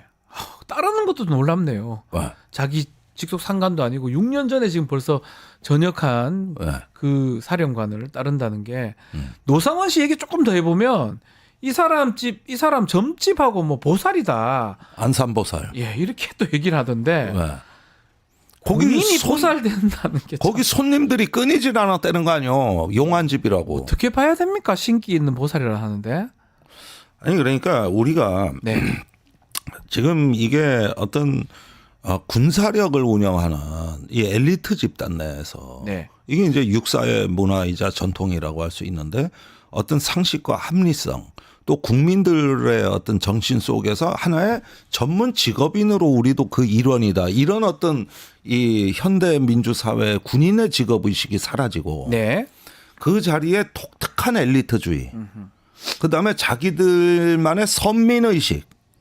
그다음에 끈끈한 선후배 문화. 네. 이런 걸로 육사 문화가 가둬져 버리면서 홍범도 장군 철거 문제까지도 보는 그러니까. 자기들만의 리그를 만드는 게 육사의 왜곡된 문화가 됐고 네.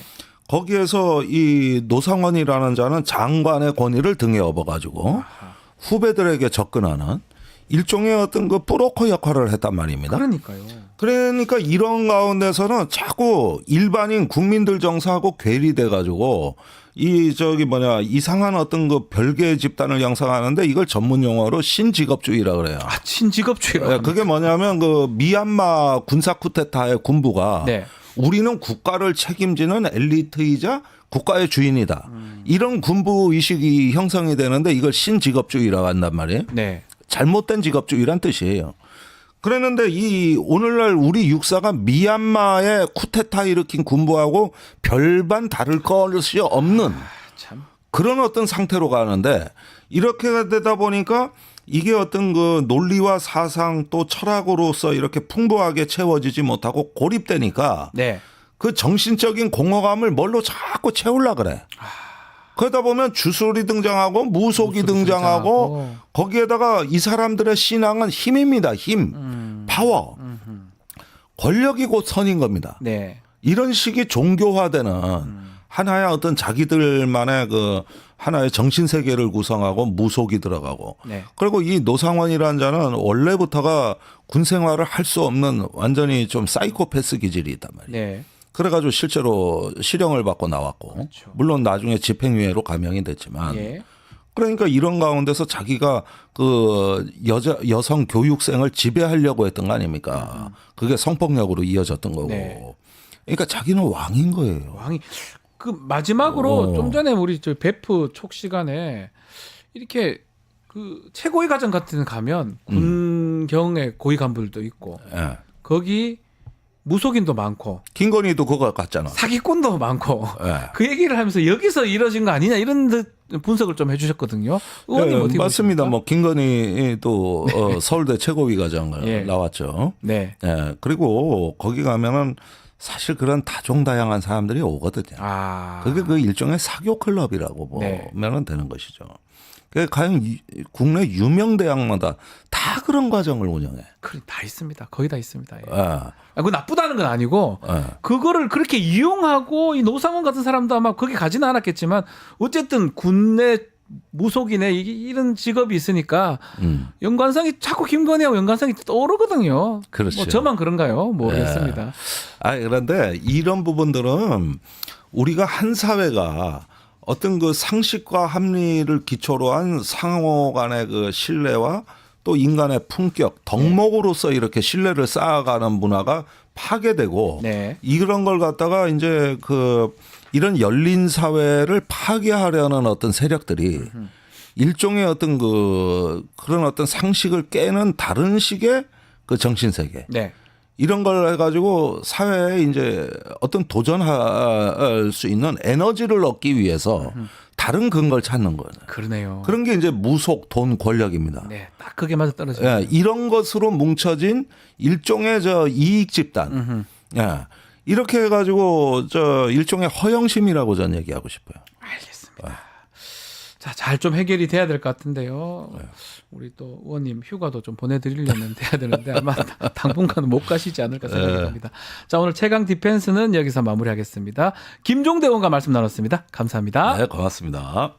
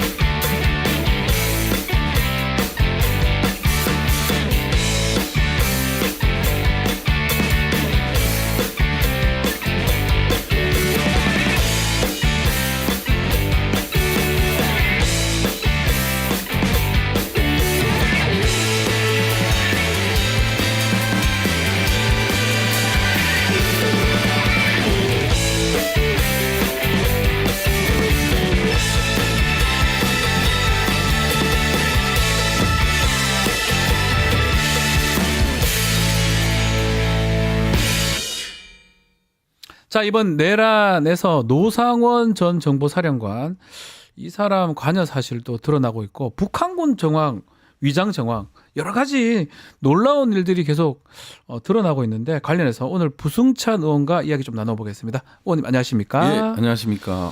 아마 제가 봤을 때는 이 국회 내에서 가장 뭐 제보도 많이 받고 가장 또 전문 같아요. 지금 12.3 내란 사태 어떤 부분을 가장 주목하고 계십니까, 의원님께서는요? 지금 현재는 나올 거는 어느 정도 나왔고 예. 수사가 진행 중에 있고요. 근데 이제 제가 항상 이제 의문을 갖고 있는 거는 과연 윤석열, 김용현 그리고 이제 군부 행동대장, 행동대원들만 지금 계속해서 관여되는데 과연 여기서 끝났을까? 이게 아하, 예. 이 중간에 디자인한 팀들은 없었는가? 계엄이 이렇게 어설픈가? 아하. 미리 준비됐다면 뭔가 있었지 않을까 하는 생각에 그쪽 부분을 지금 계속해서 지켜보고 있고요. 일단 지금 상황으로 봤을 때는 윤석열 국방부장 김용현 예. 그리고 탁 사령관들이니까 군부만 연결이 돼 있는데 예. 좀 전에 우리 김종대 의원도 그 얘기 하셨거든요. 네. 다른 계통도 있을 것이다. 예, 없을 수 없다. 예, 충분히 있다고 보여지고요. 그 부분을 좀 찾고 있고 네. 그다음에 이제 홍장원 1차장이 난파선에서 뛰어내리긴 했지만 홍장원 1차장은 뭘 했냐. 음흠. 계엄 논의 과정에서 홍장원 1차장 같은 경우는 뭐 영국 영사로 갔다 오긴 했지만은 본인의 역할이 대테러 쪽이거든요. 네. 707 근무했고 계속 테러. 그 부분만 있었는데 무리하게 윤석열 대통령이 1차장으로 시켰단 말이에요. 그러면 홍장원의 역할은 사전에 이거를 모르고 전화 받아서 알았냐. 아. 뭐 이런 부분들이 이제 의문이 가는 부분이고요. 가장 믿을 수 있는 검찰은 뭘 했냐. 뭐 이런 부분들. 이런 부분들이 지금 아직까지 밝혀지지 않은 부분이고 네. 그런 부분에 이제 주안점을 두고 뭐 제보라든지 뭐 이제 확인이라든지 이런 것들을 좀 점차 해 나가려고 해야죠. 지금, 뭐 군대 생각하고 쪽은 어느 정도 좀 네. 밝혀졌다면 네. 다른 것도 반드시 밝혀야 될 것 같고. 예, 예. 자, 의원님께서 여인영 전 방첩사령관 문자를 받았다고 말씀을 하셨는데 예. 곧 세상이 바뀔 것이다. 이 문자를 언제 받으신 겁니까? 아니 그거는 예. 이제 여인영이 보낸 건 아니고 여인영이 아니군요. 이게 문자 하나를 받았다고 하니까 여인영이라고 하는데 친분이 있나 싶어서 예, 제가. 그 명확히는 네. 뭐 25일 교대에서 꼬랑주를 이빠이 마신 적 있다. 다른 육군 소장 셋이네. 그리고 여인영이가 진짜 한매치게 부승찬이를 씹어댔고 세상을 뒤집어야 한다라고. 요거는 다른 어떤 장교한테 문자를 받으신 거네요. 이런 내용에 네, 예, 여인영 그렇죠. 관련된 예, 내용에 예, 예. 이걸 언제 받으셨습니까? 그거는 뭐 예. 말씀 예, 예. 좀 하여튼 이 그 문자 개헌이 전에 받았던 문자라는 거잖아요. 아니 뭐 이제 그 어간입니다. 그러면 이 여인영이 의원님을 상당히 불편해하고 싫어했다 이런 것도 있었겠네요. 이제 국정감사할 때 상당히 트러블이 있었고요. 네. 기억납니다. 예. 감사하면서 삼성 장군이 국회의원들 전체한테 네. 그렇게 거만한 태도로 보이고, 그리고 이제 제가 이제 방첩사가 실질적으로 수사기관인데도 불구하고 유일하게 법이 없어요. 법적 근거가. 뭐 군사경찰도 군사경찰법 그렇죠. 이런 것들이 있는데 그래서 처벌 조항을 좀 강화하는 이제 방첩사법을 발의했었죠. 법안을 그다음에 발의하니까 예, 그리고 자꾸 국방 예산과 관련된 걸 숨기니까 예산 30% 삭감, 네. 뭐 10%밖에 삭감은 결국은 타협을 봐서 어허. 10%밖에 삭감 못했습니다만은 그 삭감한 것 때문에 그 참모장 소형기가 잘렸다는 바로 이제 예산 소위 끝나고 바로 경질되는 뭐 이런 일도 있었고 그러니까 이제 악연이 계속되고 있었죠. 그 얘기를 하면서 부승찬을 내가 어떻게든 하겠다고 네, 얘기했는데 네. 그 얘기 중에 하나가 곧 세상이 바뀔 것이다. 뒤집어질 거야. 뒤집어질 것이다. 요 문자로는 그렇습니다. 그게 이게 계엄하고 내란하고 연결 그게 현실이 될 줄은 몰랐죠. 생각도 못 하셨겠네요. 아니 생각은 했어요. 왜냐하면 6월부터 제가 이제 개헌과 관련된 것들을 낌새를 채고 그러고 나서 이제 지속적으로 개헌과 관련된 그래서 이제 북한에 대한 우리 군의 대응 조치가 상당히 의도되고 도발을 유도하려는 그런 오물풍선이라든지 뭐 이런 무인기 날리고 이런 부분 말씀하시는 거네요. 대북전단을 국군에서 직접 만들어서 보내고 합참에서는 이거를 묵인하고 이런 것들이 2015년에 북한이 목함질에 났을 때 고사포로 풍선을 공격했잖아요. 만일 북한이 이번에도 대북전단이나 혹은 우리 군에서 보내는 대북전단에 대해서 총격을 가했으면 혹은 무인기가 갔을 때 무력으로 이제 대응했다면 비상계엄은 성공했겠죠. 네네. 자 그런 것들을 눈여겨봤기 때문에 계엄 이런 걸로 뭔가 국면을 할 것이다. 어느 정도는 그래도 6월에 그래서 6월에 제가 페이스북에 썼고 그게 기사화가 된 적이 있었죠. 그래서 항의 전화도 많이 받고 군 출신이 그런 얘기를 한다. 저도 사실 그런 얘기를 많이 했습니다. 김인석 최고도 그런 얘기 했었고 아니 현대사에서 무슨 계엄 이런 쿠데타 같은 걸 할 수가 있나. 엄청 항의 전화를 많이 받았습니다. 제가 많이 기사 받았는데. 나오고 올해 6월에 항의 전화를 상당히 많이 받았습니다. 또 한편으로는 이건 지금 결과론적 얘기인데 그런 어떤 예고 어떤 준비 이게 있었기 때문에 이번에 이런 일이 일어나도 국회의원들이 신속하게 들어가서 계엄 해제하고 민주당이 되게 일사불란하게 잘했거든요. 그거랑 또 연결되는 거 아닌가 생각도 들어요. 어떻게 보십니까? 사실은 계속해서 우리 김민석 최고부터 시작을 해서 계엄과 관련된 경고 메시지를 계속 상임위 국정감사 할 때마다 계속적으로 하셨잖아요. 했기 때문에 좀 그나마 이번 비상계엄을 잘 막을 수 있었고요. 그다음에 이제 그날 상황을 보면 국민들이 너무 이제 그 제대로 민주주의를 지키겠다라는 열망하에 제대로 대응해 줬어요. 그래서 국민들이 없었으면 아마 이게 우리 국회의원들만 있었으면 성공 못 했겠죠. 다 합쳐졌기 때문에 국회의원, 우리 국민 또 제복 입은 우리 시민인 군인들, 중간 지휘관들 맞습니다. 그분들이 노력을 했기 때문에 막은 거 아닌가 생각 드는데 좀 다시 얘기를 해보면 그러면 오랫동안 준비를 했다라는 느낌이 드는데 하필이면 12월 3일 날 그날 실행한 거. 이 스모킹 거는 뭐라고 봐야 됩니까? 저는 뭐 11월에도 뭐 기사 나오는 거 보면 11월에도 뭐 한다 그렇고 시간적으로 박한수 계엄사령관이 포고령의 시간을 고쳤다고 하잖아요. 원래 H아워라고 그러나요? H아워를 22시에서 23시로 고쳤다. 그러니까 이제 시간도 좀 앞당기려고 했던 것 같고요. 저는 사실은 명태균이나 이런 건들이 상당히 컸다고 보여져요. 그리고 김건희 특검법이 원래 12월 4일이었거든요.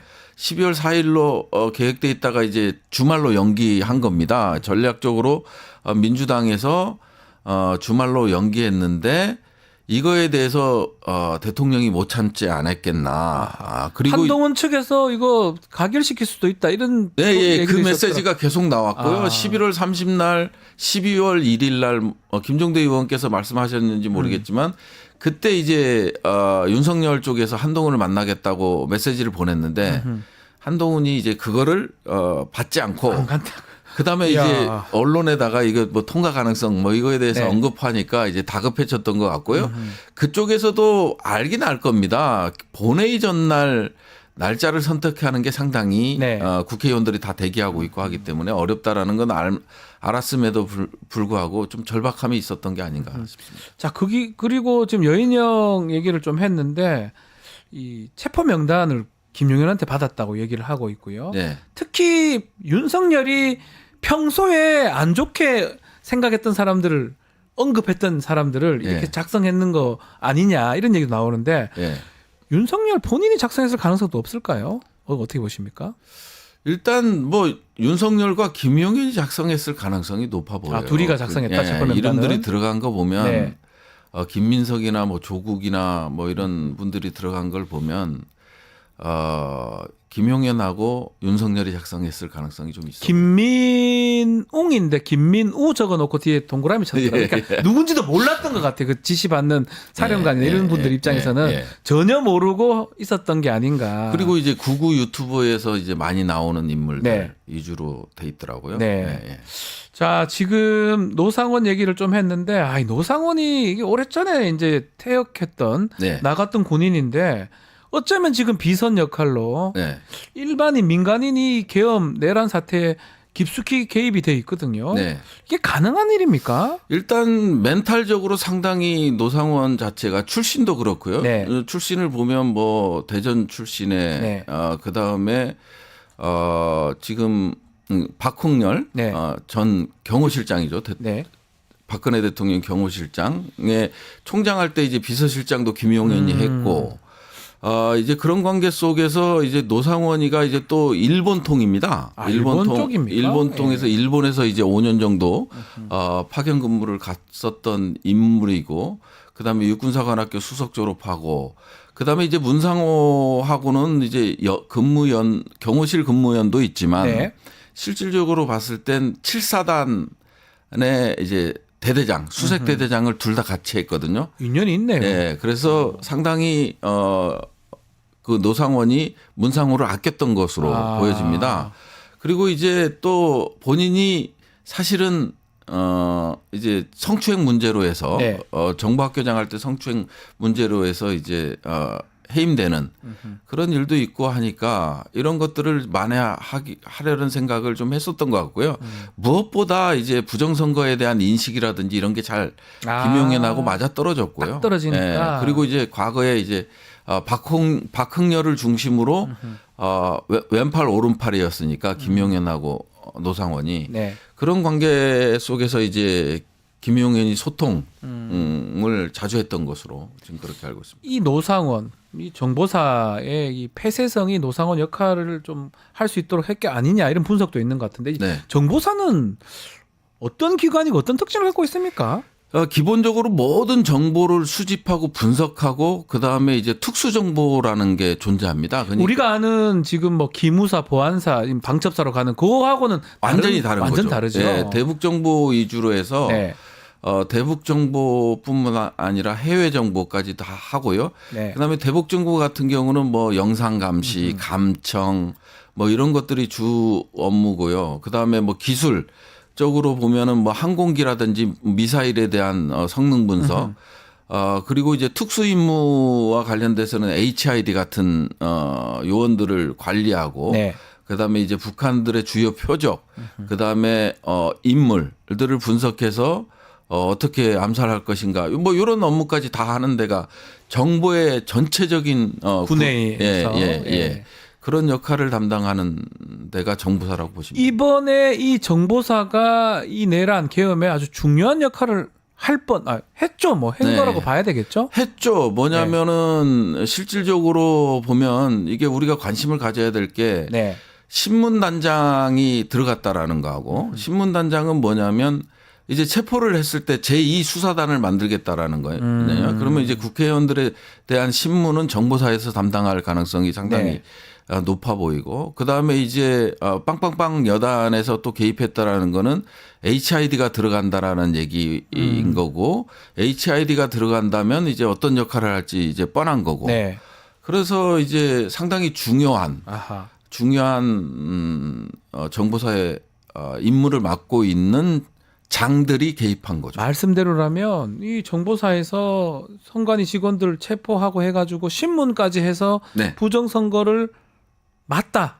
네. 부정선거 맞다. 네. 이런 자백을 유도할 수도 있었던 상황이네요. 그렇죠. 이제 선관위 30명을 이제 체포하고 네. 그다음에 이제 국회의원들 체포된 국회의원들에 대한 신문을 맡아서 하는 아주 신문 능력은 탁월합니다. 그거를 완전히 그 신문하는 사람들을 키워내고 이런 역할들도 정보사에서 예. 하거든요. 그러다 보니까 뭐 해외에서 간첩, 그 다음에 이제 북한 탈북자들, 간첩들 이거에 대한 전반적인 신문은 정보사가 하고 있다고 보시면 됩니다.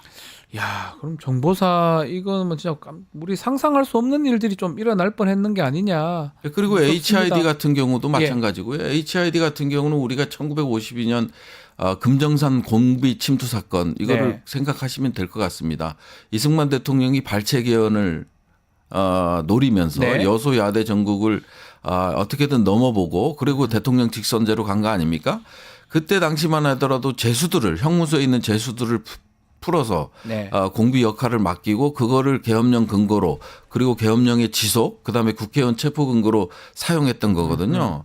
그리고 5.18 때 뭐 아시겠지만 무장공비 썰이 많았잖아요. 네. 뭐 이런 것들이 전부 HID가 임무를 맡았다면 그런 임무를 맡았을 가능성이 높은 거죠. 자, HID 말씀하셨는데 HID도 사실은 정보사 예하에 있는 네. 거고 이 동원을 노상원이가 지시를 했다고 합니다. 네.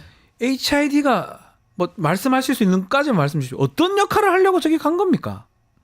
저는요 예. 기본적으로 이 큰 맥락에서 이해를 해야 되는데 아까 뭐 좀 전에 나왔습니다만은 군은 계엄에 대해서 트라우마를 갖고 있습니다. 네. 그러다 보니까 명령에 따를 리도 없고 아하. 그다음에 동원될 일도 없습니다. 그렇기 때문에 아주 이번 군이 동원된 걸 보면 수도권 내에 있는 사단이나 이런 것들이 상당히 동원력이 약했거든요. 네. 그런 걸 봤을 때 북한 변수가 들어와야만이 북한이 무력으로 공격을 했을 때는 상당히 쉬운데 예. 그게 안 되다 보니까 계엄을 이게 끌고 갈 수 있는 동력 자체가 없어지는 거고요. 아하. 그래서 HID가 강원도에서 여기까지 왔다 그러면은 뭐 안 봐도 뻔한 거고요. 임무 성격과 맞춰봤을 때 소요 사태를 일으키라든지 뭐 데이터 센터에 대한 뭐 폭파라든지 이런 걸 하고 이제 합수본이 꾸려지고 합수본에서 북한의 소행이라 발표하는 그런 임무를 부여받지 않았나. 저는 그냥 임무와 연계돼서 추정을 해보면 HID 임무 자체가 그런 거니까. 예, 국내 임무는 거의 없고요. 네. 그다음에 훈련할 때도 HID가 가끔 동원이 되긴 하는데 북한군으로 동원이 됩니다. 북한군으로. 예, 뭐 특전사랑 네. 뭐 합동 훈련한다든지 네. 뭐 이럴 때 이제 북한군 침투조로 하고 그다음에 이제 특전사가 이들을 이제 생포하고 그다음에 사살하고 뭐 이런 역할을 하는데 HID가 동원되기 때문에 네. 지금 상황에서 봤을 때 HID가 굳이 이쪽으로 올 리도 없고요. 근데 이제 제보를 받은 김병주 의원은 처음에 이제 체포조 뭐 이런 얘기를 해서 제가 이제 그 HID에 대한 설명을 좀 했고요. 그래서 이제 김어준 총수가 얘기한 게 조금 신빙성은 있다. 너무 신빙성이 있다. 디테일하기 때문에 네. 신빙성은 좀 있다고 보여지고요. 근데 이제 그게 뭐 한동훈을 사살하라 뭐 이런 거는 잘 모르겠지만 HID 역할은 분명 암살이나 뭐 사회적 혼란을 야기하고 그런 거는 좀 있는 것 같다. 부대 특성이 당연히 그런 거기 때문에 연결시켜 주신 건데 예. 의원님 주장하신 그 말씀 중에 정보사에서 인민군복 네. 그 3개월 전에 제작 네. 의뢰했다. 네. 요 부분은 좀 납품도 만료했다고 하거든요. 네. 이건 어떤 의미로 봐야 됩니까? 원래 이런 게 반복되는 건지 아니면 아주 독특한 상황인 아니 건지. 기본적으로 정기적으로 이제 이런 인민군복을 제작은 합니다. 네. 그런데 이제 이상하게 7월 말 이거를 긴급 소요로 나라장터에 올라온 거를 저희가 확인했고요. 네네네. 그 전에 이제 제보도 받았었습니다. 제보도 받았는데 뭐 어느 업체다라는 제보까지 받았는데 실질적으로 확인하는 과정에 있었고 네. 그러다가 이제 나라장터를 통해서 이제 군간복 30벌과 하전사복 176벌을 이제 긴급 소요로 요청한 게 있었고요. 실질적으로 긴급 소요 자체가 이제 좀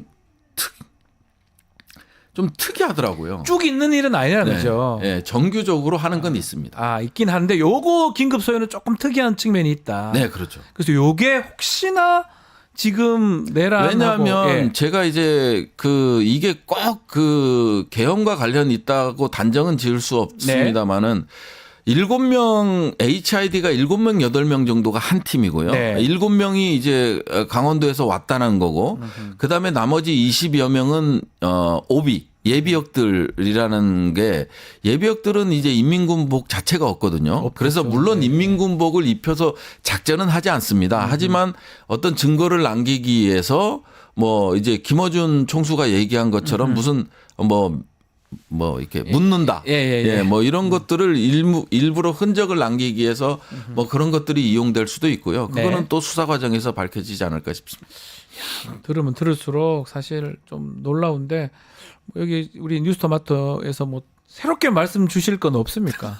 딴데 다 말씀을 해주셔가지고 아니 뭐 이제 특별하게 이제 보는 거는 네. 뭐 이게 기갑 여단이 뭐 관여가 돼 있다. 이기감 여단의 여단장이 네, 정보사 휴가를. 사무실에 휴가 네. 받고 대기 네. 중이었다. 이거 어떻게 봐야 됩니까? 이게 실질적으로 봤을 때는 이게 사전 모의가 이미 됐던 거라고 보여지는 거고요.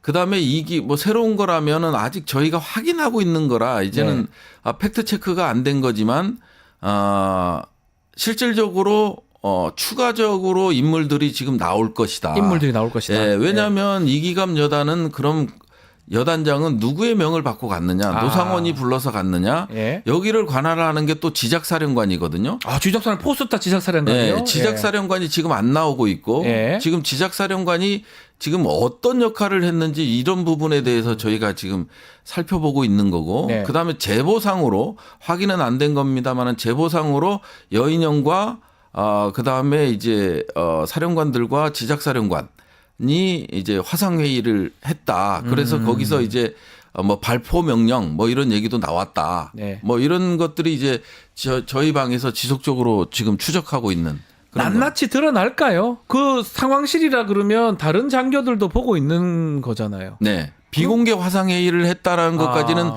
확인이 됐습니다. 아, 그러면 주작사령관도 뭐가 문제가 있다고 봐야 되는 것 같은데. 그러니까 이제 누군가의 증언이나 뭐 회의록이나 뭐 이런 것들이 나와줘야 되는데 지금 계속해서 뭐 바로바로 이제 구속 수감이 되고 있는 네. 상황이라 예. 이 사람들이 실제적으로 구속이 안 됐을 때는 제보가 상당히 많이 왔거든요. 물론 네. 오정부도 많이 들어오긴 했지만 제보들이 많이 들어왔는데 지금은 상당히 제보들이 좀 적어졌고요. 이번에 제가 이제 국정조사 특위와 관련돼서 제가 이제 고사를 했거든요. 네. 고사한 이유가 이제 국정조사 특위로 들어가면 제보가 또 제한될 것 같은 더 안 느낌이 올 들어요. 것이다. 예, 예. 그래서 이제 독자적으로 어떤 제보를 받고 확인하고 뭐 이런 작업을 하기 위해서 이제 국정조사 특위 명단에서 빼달라고 했거든요. 그래서 네. 이제 빼져서 앞으로 이제 제보라든지 그다음에 직접적으로 사람을 만나고 찾아가고 이런 것들을 통해서 밝혀낼 수 있는 것들은 밝혀내도록 그 그렇게 이기감 여단이 말씀하셨는데 이 여단장이 거기 이제 있고 이기감 여단 파주가 있지 않나요? 네, 파주에 1군단에 합니다. 파주에 있는 걸로 제가 알고 있는데 막 여단장이 출동하라면 전차 몇 대는 갈 수 있는 상황이에요. 그럼요. 예, 충분히 휴가든 뭐든 네, 예. 지시 내릴 수 있는 거고. 지시 내릴 수 있는 거죠. 실제로 전차 몇 대만 가도 저는 끔찍하거든요. 이거 어떻게 그걸 본회의장에서 뭐 사격 공포탄 3발만 쏴도 예, 끝나는 거죠, 사실은. 끝나는 거죠. 예. 그 군중들이 많이 있다 하더라도 예. 그 위에 공포탄 한 산 쏴도 다 군중들 해산되겠죠. 예. 그런 것들까지 아마 노렸지 않을까. 앞으로 아직 우리가 발견한 거는 또 의원님이 얘기하시는 거는 기갑 여단장이 휴가 몰래 내고 나와서 그 사무실에 있었다는 건 발견이 됐지만 그다음에 누가 지시했고 정책차장도 갖다라는 거 아니에요? 네. 그러면 이제 뭐 정책실장이라든지 이런 부분들이 또 연루 가능성이 국방부 있기 때문에. 정치실장 말씀하시는 예, 거죠? 예. 이런 것들이 전체적으로 연루됐을 가능성도 있기 때문에 네. 이런 부분은 앞으로 밝혀져야 밝혀내야 되고. 된다. 예. 마지막으로 윤석열 어제 좀 변호사 통해서 체포의 채자를 꺼낸 적도 없다라고 막 얘기를 하고 있는데 이 정도 상황이면 구속이나 체포를 해야 되는 거예요. 본인 말입니다. 본인. 거짓말을 뻔뻔하게 하고 있잖아요. 그래서 이제 사실은 곽정군 사령관 양심 고백할 때도 제가 있었거든요. 예. 제가 있었고 실질적으로 우리 국방전문위원이 역할을 톡톡히 했어요. 설득을 하고. 네. 그다음에 이제 박범계 의원님이 거기 이제 참여를 하고 이제 나중에 또 제가 참여를 해서 한 3시간 동안 같이 있었거든요. 그래서 이제 명확히 기억하고 있다. 그래서 지금 의결 정족수가 안 됐으니 문부 쓰고 들어가서 빨리 체포해라. 그러니까 이제 그것도 이제 내부에 본회의장에 의결 정족수를 세고 있었던 또 스파이가 있었던 거죠. 저기 지금 보도가 되고 있지 않습니까? 누구. 예. 그런 것들 저는 다 다른 범죄는 뭐 다른 범죄도 밝혀내야지만 내라는 우리 국가의 민주주의를 깨려고 했던 민주주의의 적 아니겠습니까? 저는 하나하나 다 밝혀내야 된다고 보거든요. 예, 그래서 지금 이번 계엄에 가담했던 사람들이 특징이 뭐냐면요. 비아폰을 사용했다라는 겁니다. 비아폰이요? 예. 비아폰을 사용하면 자체 녹음 자체가 안 되고, 예. 그다음에 밝히기가 어렵고, 그다음에 이제 뭐 사령관이 현장 지휘관한테 전화해서 비아폰 갖고 있냐, 예, 갖고 있냐, 그러면 이제 비아폰으로 통화하고 아니면 내가 나중에 다시 할게 하는 식으로 철저하게 비아폰을 이용했기 때문에 이런 것도 사전에 다 모의 과정에서 교육되지 않았나 싶고요. 그다음에 이제 대통령과 사령관들 뭐 이런 사람들이 이제 밝혀지는 거가 6월, 10월, 11월 뭐 그 이전에도 계속 있었지만 이 3달 동안 대통령과 군부가 이제 모였다라는 거. 네. 거기 이제 군인들만 모였겠느냐, 다른 사람도 있지 않았겠냐 이런 것도 이제 추후에 밝혀져야 될 내용들이죠. 유한님께서 우리 부승찬 의원님, 우리 지역구 의원님이라고 아주 행복해하고 계세요. 하트 이렇게. 예. 지역구 어디시죠? 용인 수지 병입니다. 용인병, 용인 네. 수지 지역구시고. 네. 뭐 지금 후원금 이런 거 필요 없습니까? 1월에 다시 지금 다 차서요. 다 찼어요. 뭐 전국 단위로 들어와서 예, 국민들이 많이 도와주셔갖고요. 네. 예, 후원금은 다 찼고 또 1월부터 이제 또 지금 다들 어떤 생각을 하냐면 정말 잘 뽑았다. 그 같이 경쟁했던 분도 군 출신 아니었습니까? 예, 윤석열 대통령 아주 가까운 단짝이었습니다. 저도 잘 아는 사람이긴 한데 예. 그분이 됐을까 하고 지금 우리 부충선 의원님 되신 거하고는 이게 천지 차이가 아니냐. 네. 이렇게 아주 로라님도 우리 지역구 의원님 계속 글들 올려주시고 계십니다. 네. 알겠습니다. 오늘 말씀 너무 많이 잘 들었고요. 예. 계속적으로 활동을 좀 부탁드리겠습니다. 지금 네. 보면 김병주 의원님하고 예. 두 분이 아주 잘해주고 계시거든요. 네, 근데 네, 네. 이거는 전문을 따지지 않을 수가 없는 것 예. 같아요. 왠지 그거 하러 갔던 국회의원 당선되신 거 아닌가 이런 생각이 들 정도로 네. 너무나 또 감사하고 계신 게 고맙습니다. 하여튼 국민들만 생각하니까요. 네. 이제 저도 이제 국회의원 배지를 달고 싶어서 네. 지금 이제 들어갈 때부터 등원할 때부터 국회의원 배지를 안 달고 있거든요. 지금 또 태극기하고 딴 걸 달고 계십니다. 윤석열 대통령을 이제 탄핵이 네. 결정될 때 제가 이제 배지를 달겠다고 스스로 아예 약속을 했기 때문에 예. 좀 저도 한번 달아보고 지역 행사도 가보고 싶습니다. 배지를 그때쯤은 다실 것이다. 예, 예. 알겠습니다. 예. 오늘 말씀은 여기까지 듣겠습니다. 부승찬 더불어민주당 의원과 함께했습니다. 감사합니다. 감사합니다. 자, 방송 마치기 전에 구독자 이벤트 하나 소개해드리겠습니다. 실시간 채팅창 지금 참여하시면 매일매일 2,000 통통 쿠폰 지급해드립니다. 2,000원 상당의 할인 쿠폰 지급해드리고 있고요. 통통몰 앱에 가입하시면 됩니다. 회원 고유 번호 코드 한 번만 실시간 채팅창에 붙여넣기 하면 이벤트 참여하실 수가 있고요. 댓글을 단다면 5번까지 총 5,000 통통 쿠폰 드립니다. 실시간 채팅창 상단 고정 링크 또 아래 더보기란 참고해 주시면 됩니다. 월요일 방송 짧게 소개해 드리겠습니다. 영식당 코너 준비되어 있고요. 박범계 의원 대담이 방송됩니다. 많은 시청 부탁드리고요. 이어서 2부 뉴스 인사 프라임 진행이 되니까 어디 가지 마시고 조금만 기다려 주십시오.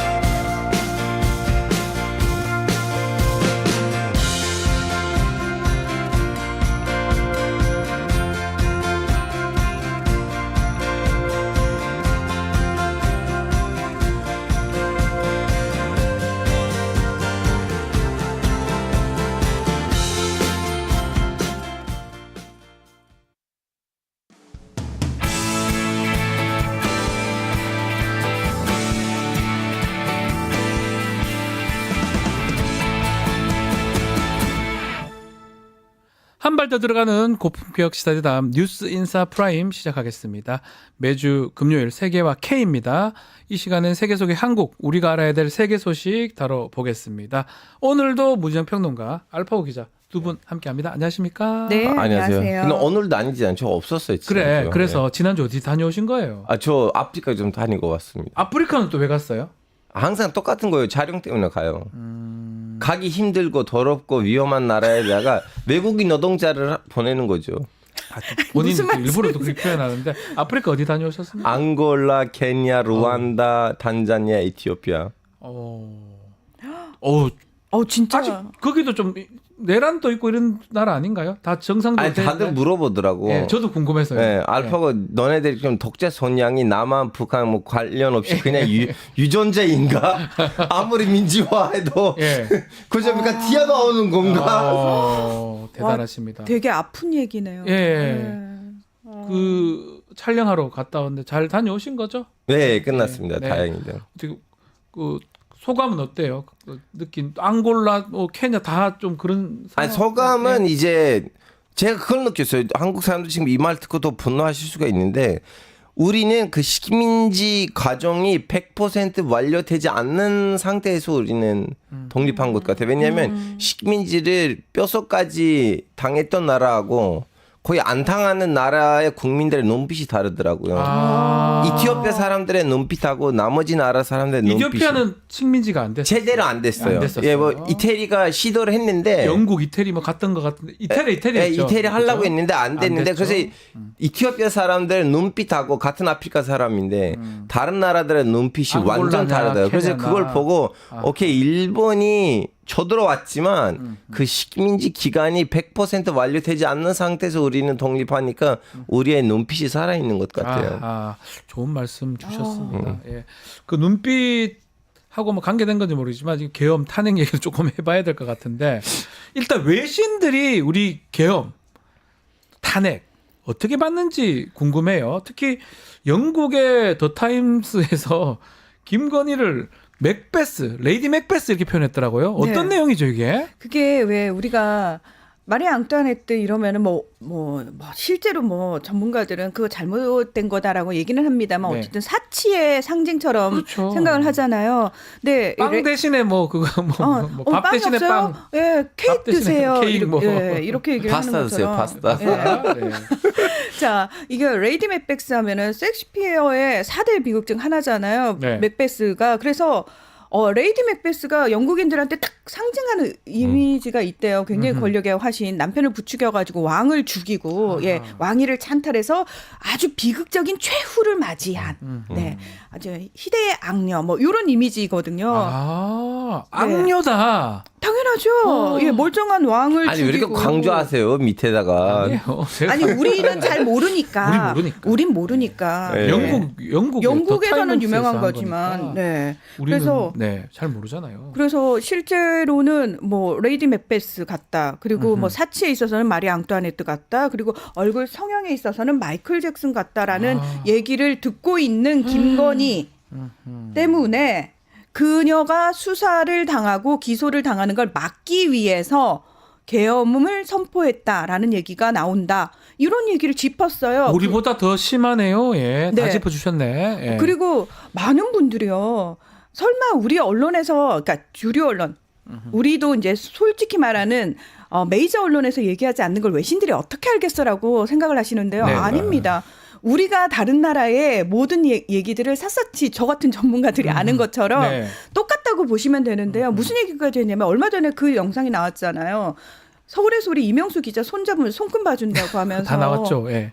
그것까지 얘기가 손금 나와요. 여왕이라고 또 얘기. 그 얘기 나왔어요. 나옵니까? 예, 이 기사에 그 아. 얘기까지 나옵니다. 예. 예, 그리고 뭐 주가 조작, 학력 위조, 뭐 다 이런 얘기 아니 다 그리고 나옵니다. 이것도 있어. 한국에 나와 있는 외신들이 있잖아요. 예를 네. 들면 The Times의 그 여기 The Times가 있는지 없는지 모르겠지만 결론적 에코노미스트 같은 미국 그 영국의 그 경제지 있잖아요. 네. 그분 이제 그러한 다양한 서양계 언론사들의 한국 특파원이 있고 특파원들 오케이 서양 형님이시고 네. 한국말 한마디도 모르시잖아요. 근데 주로 부인들이 한국 분이세요.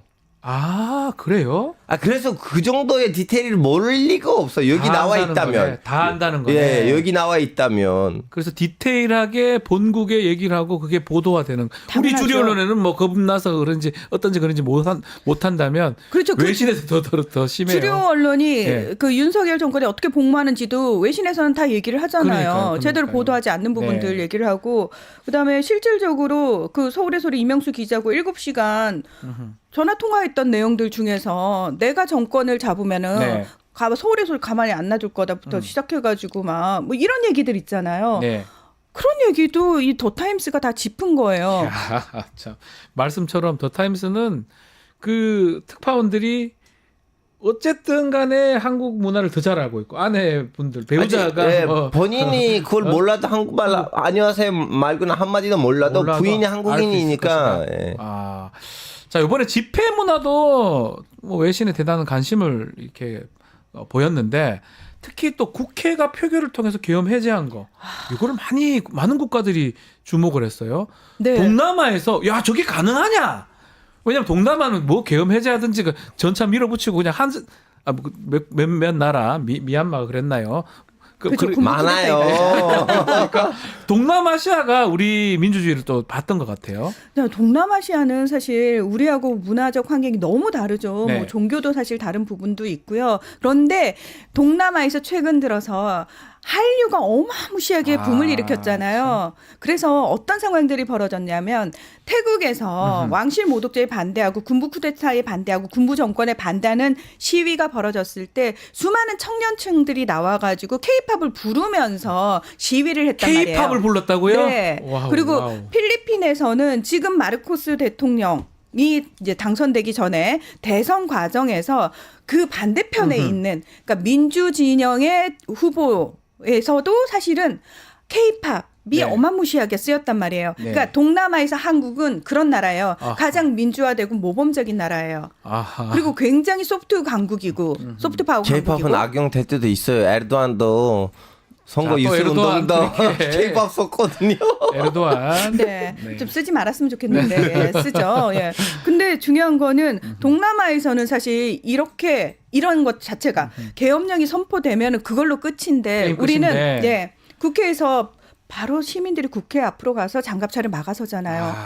그 과정에서 유혈 사태 하나도 없었습니다. 안 일어났죠. 심지어 굉장히 질서정연했어요. 맞습니까? 시민들이 질서정연했어요. 예. 그리고 사실은 금방 뒤집어 엎고 싶은 마음 누구나 없겠습니까? 근데 아하. 우리 시민들 처음에 첫 번째 탄핵 안 됐잖아요. 그거 가결 안 됐을 때도 사람들이 나와가지고 그 질서 다 지키면서 탄핵을 요구를 하고 그 과정에서 응원봉이 등장을 하고 그러니까요. 네. 또 케이팝이죠. 또 그렇죠. 노래도 있고. 그러니까 사람들 봤을 때는 이게 시위야? 축제냐? 이런 얘기도 그렇죠. 있었어요. 그래서 네.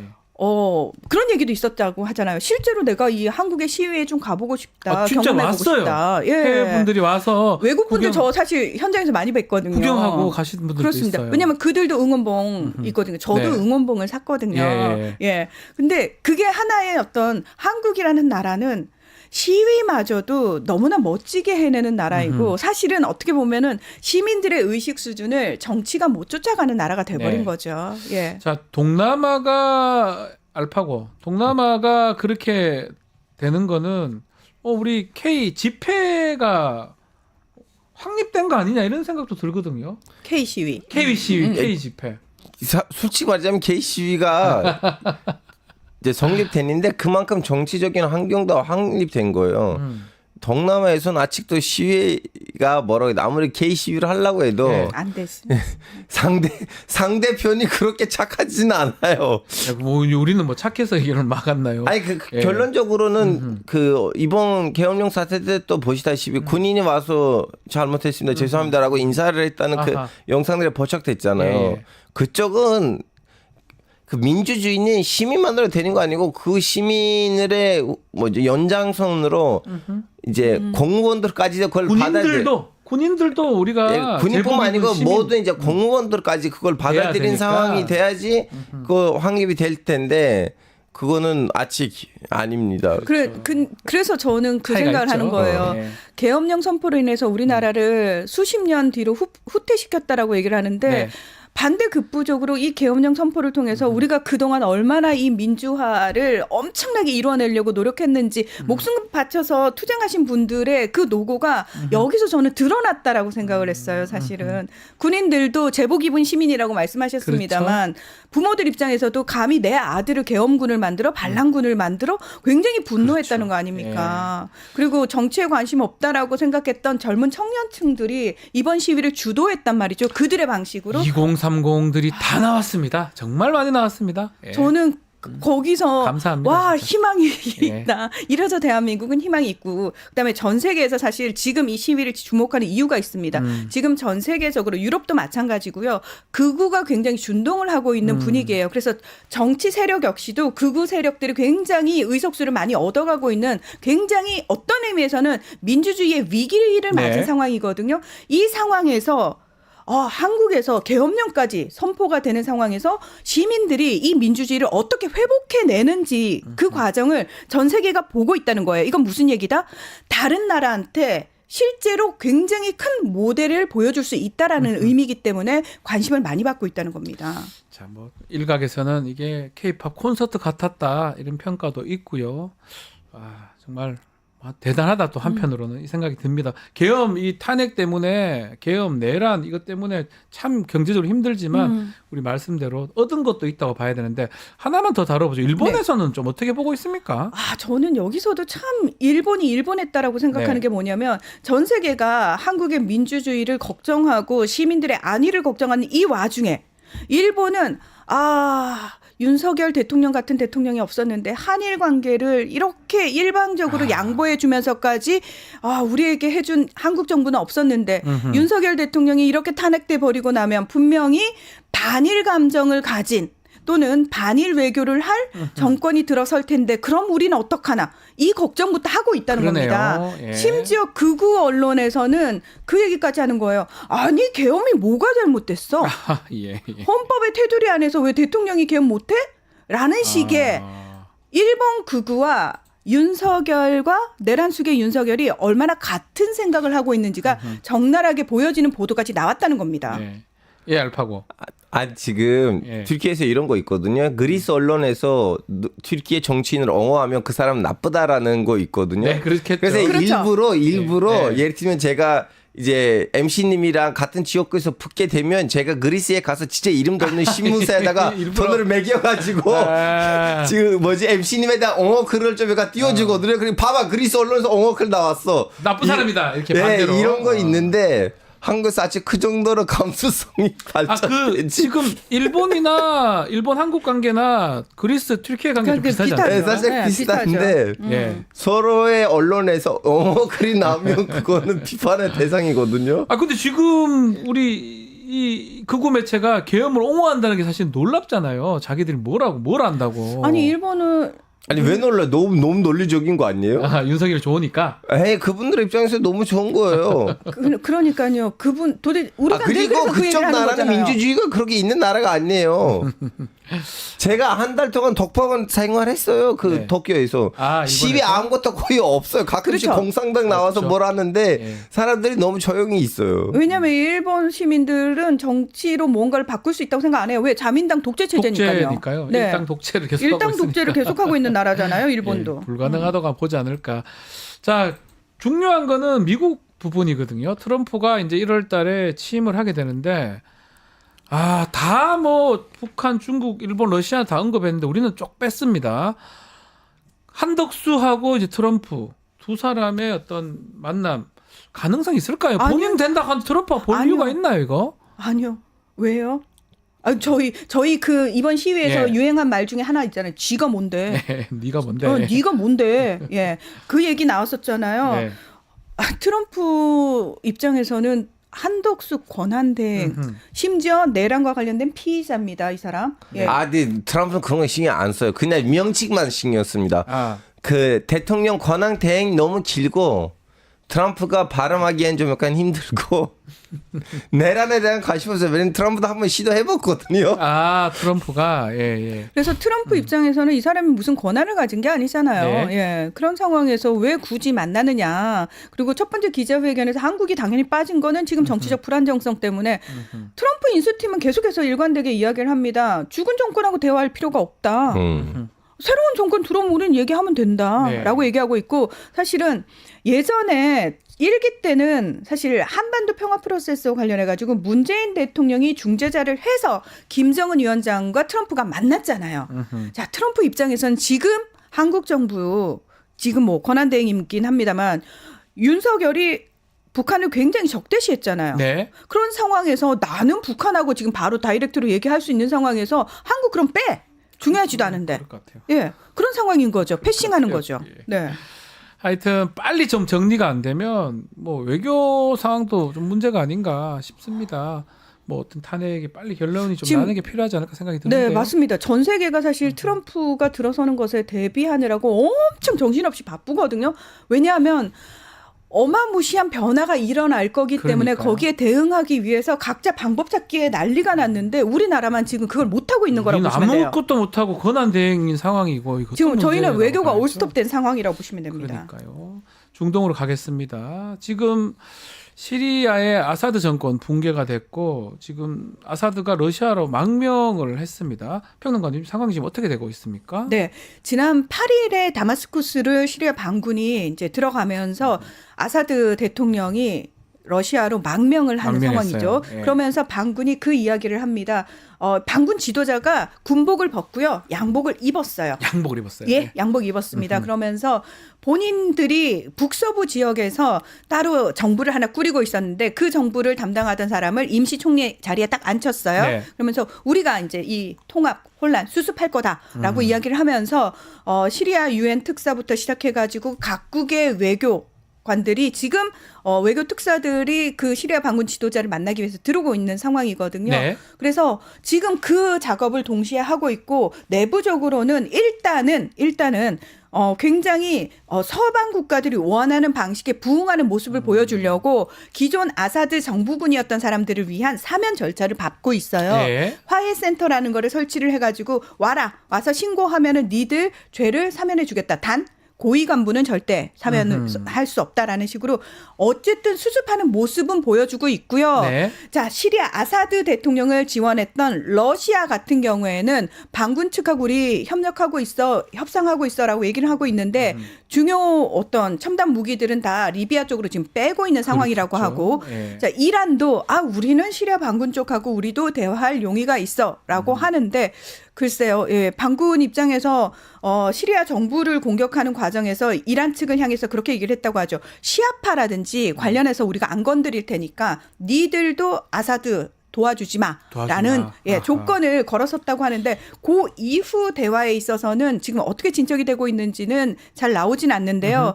중요한 거는 이란과 러시아의 입지가 줄어든 건 확실해 보입니다. 자, 근데 이 아사드 붕괴에 튀르키예가 역할을 했다 이 얘기가 나오는데 이게 무슨 말입니까? 아니 얼마 전 튀르키예 국정원 원장이 다마스쿠스에 왔는데 하야타르 라시암 지도자 그 모하메드 알졸라니 예.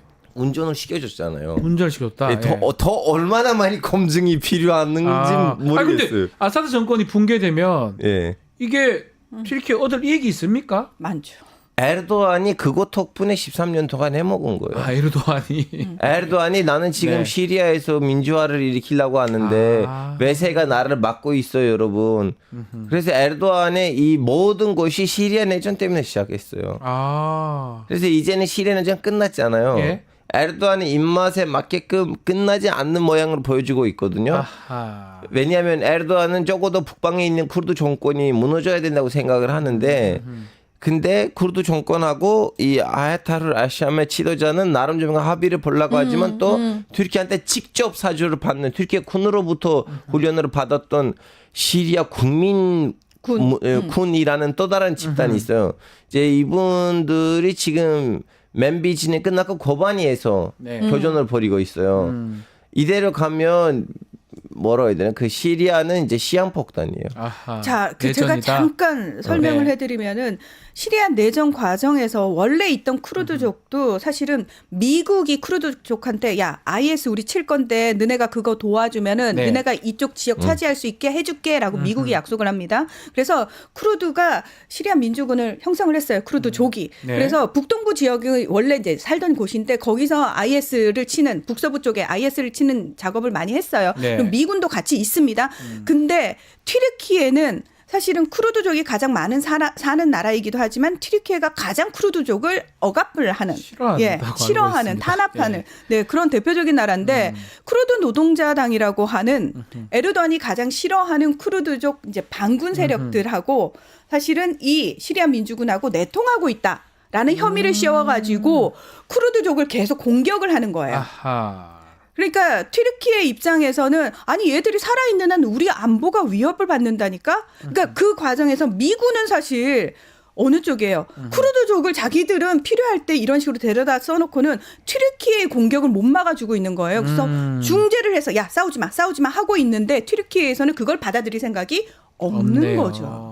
근데 이번에 게임이 네. 달라졌어요. 왜냐하면 시리아 내전에다가 이제 이스라엘도 이제 개입하게 된 거고 예. 지금 이스라엘이 점령하고 있는 땅이 거의 다마스쿠스 20km까지 왔어요. 아, 시리아 골란고원. 군이. 골란고원 넘어갔어요. 골란고원이 이가 넘어갔군요. 다 먹었고 지금 다마스쿠스 20km까지 왔는데 아. 지금 이스라엘 보기에는 쿠르드족 이제 이스라엘이 탄생했을 때부터는 항상 그거예요.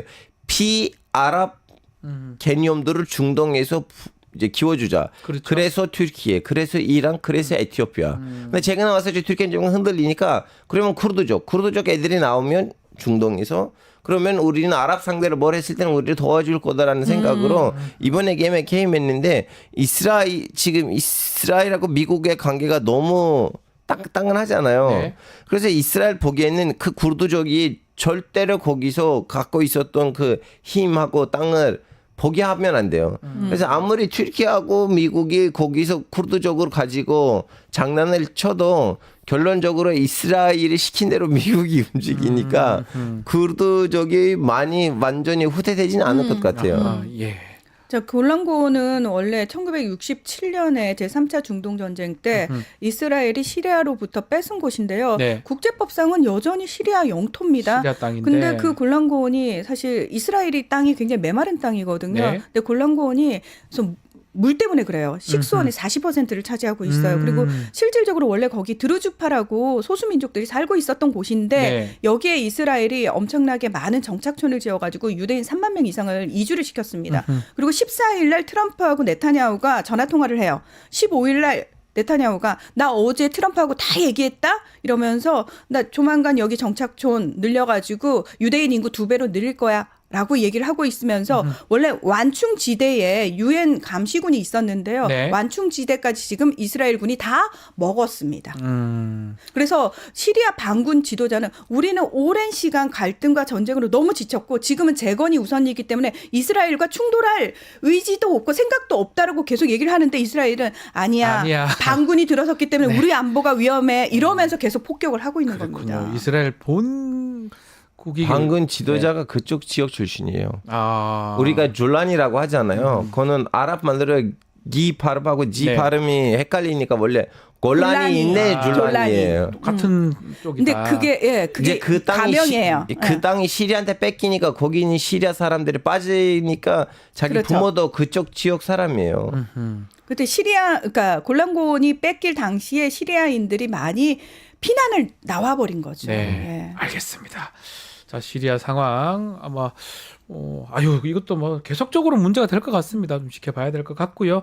자, 오늘 방송은 여기서 마무리하겠습니다. 문희정 알파고 두 분 감사합니다. 예, 고맙습니다. 감사합니다. 자, 뉴스인사 프라임 어땠습니까? 자, 생방송 라이브 끝나고 다시 보기 가능하니까요. SNS 홍보 많이 부탁드리겠습니다. 댓글 참여 기다리고 있겠습니다. 저는 다음 주 월요일 다시 찾아뵙겠습니다. 감사합니다.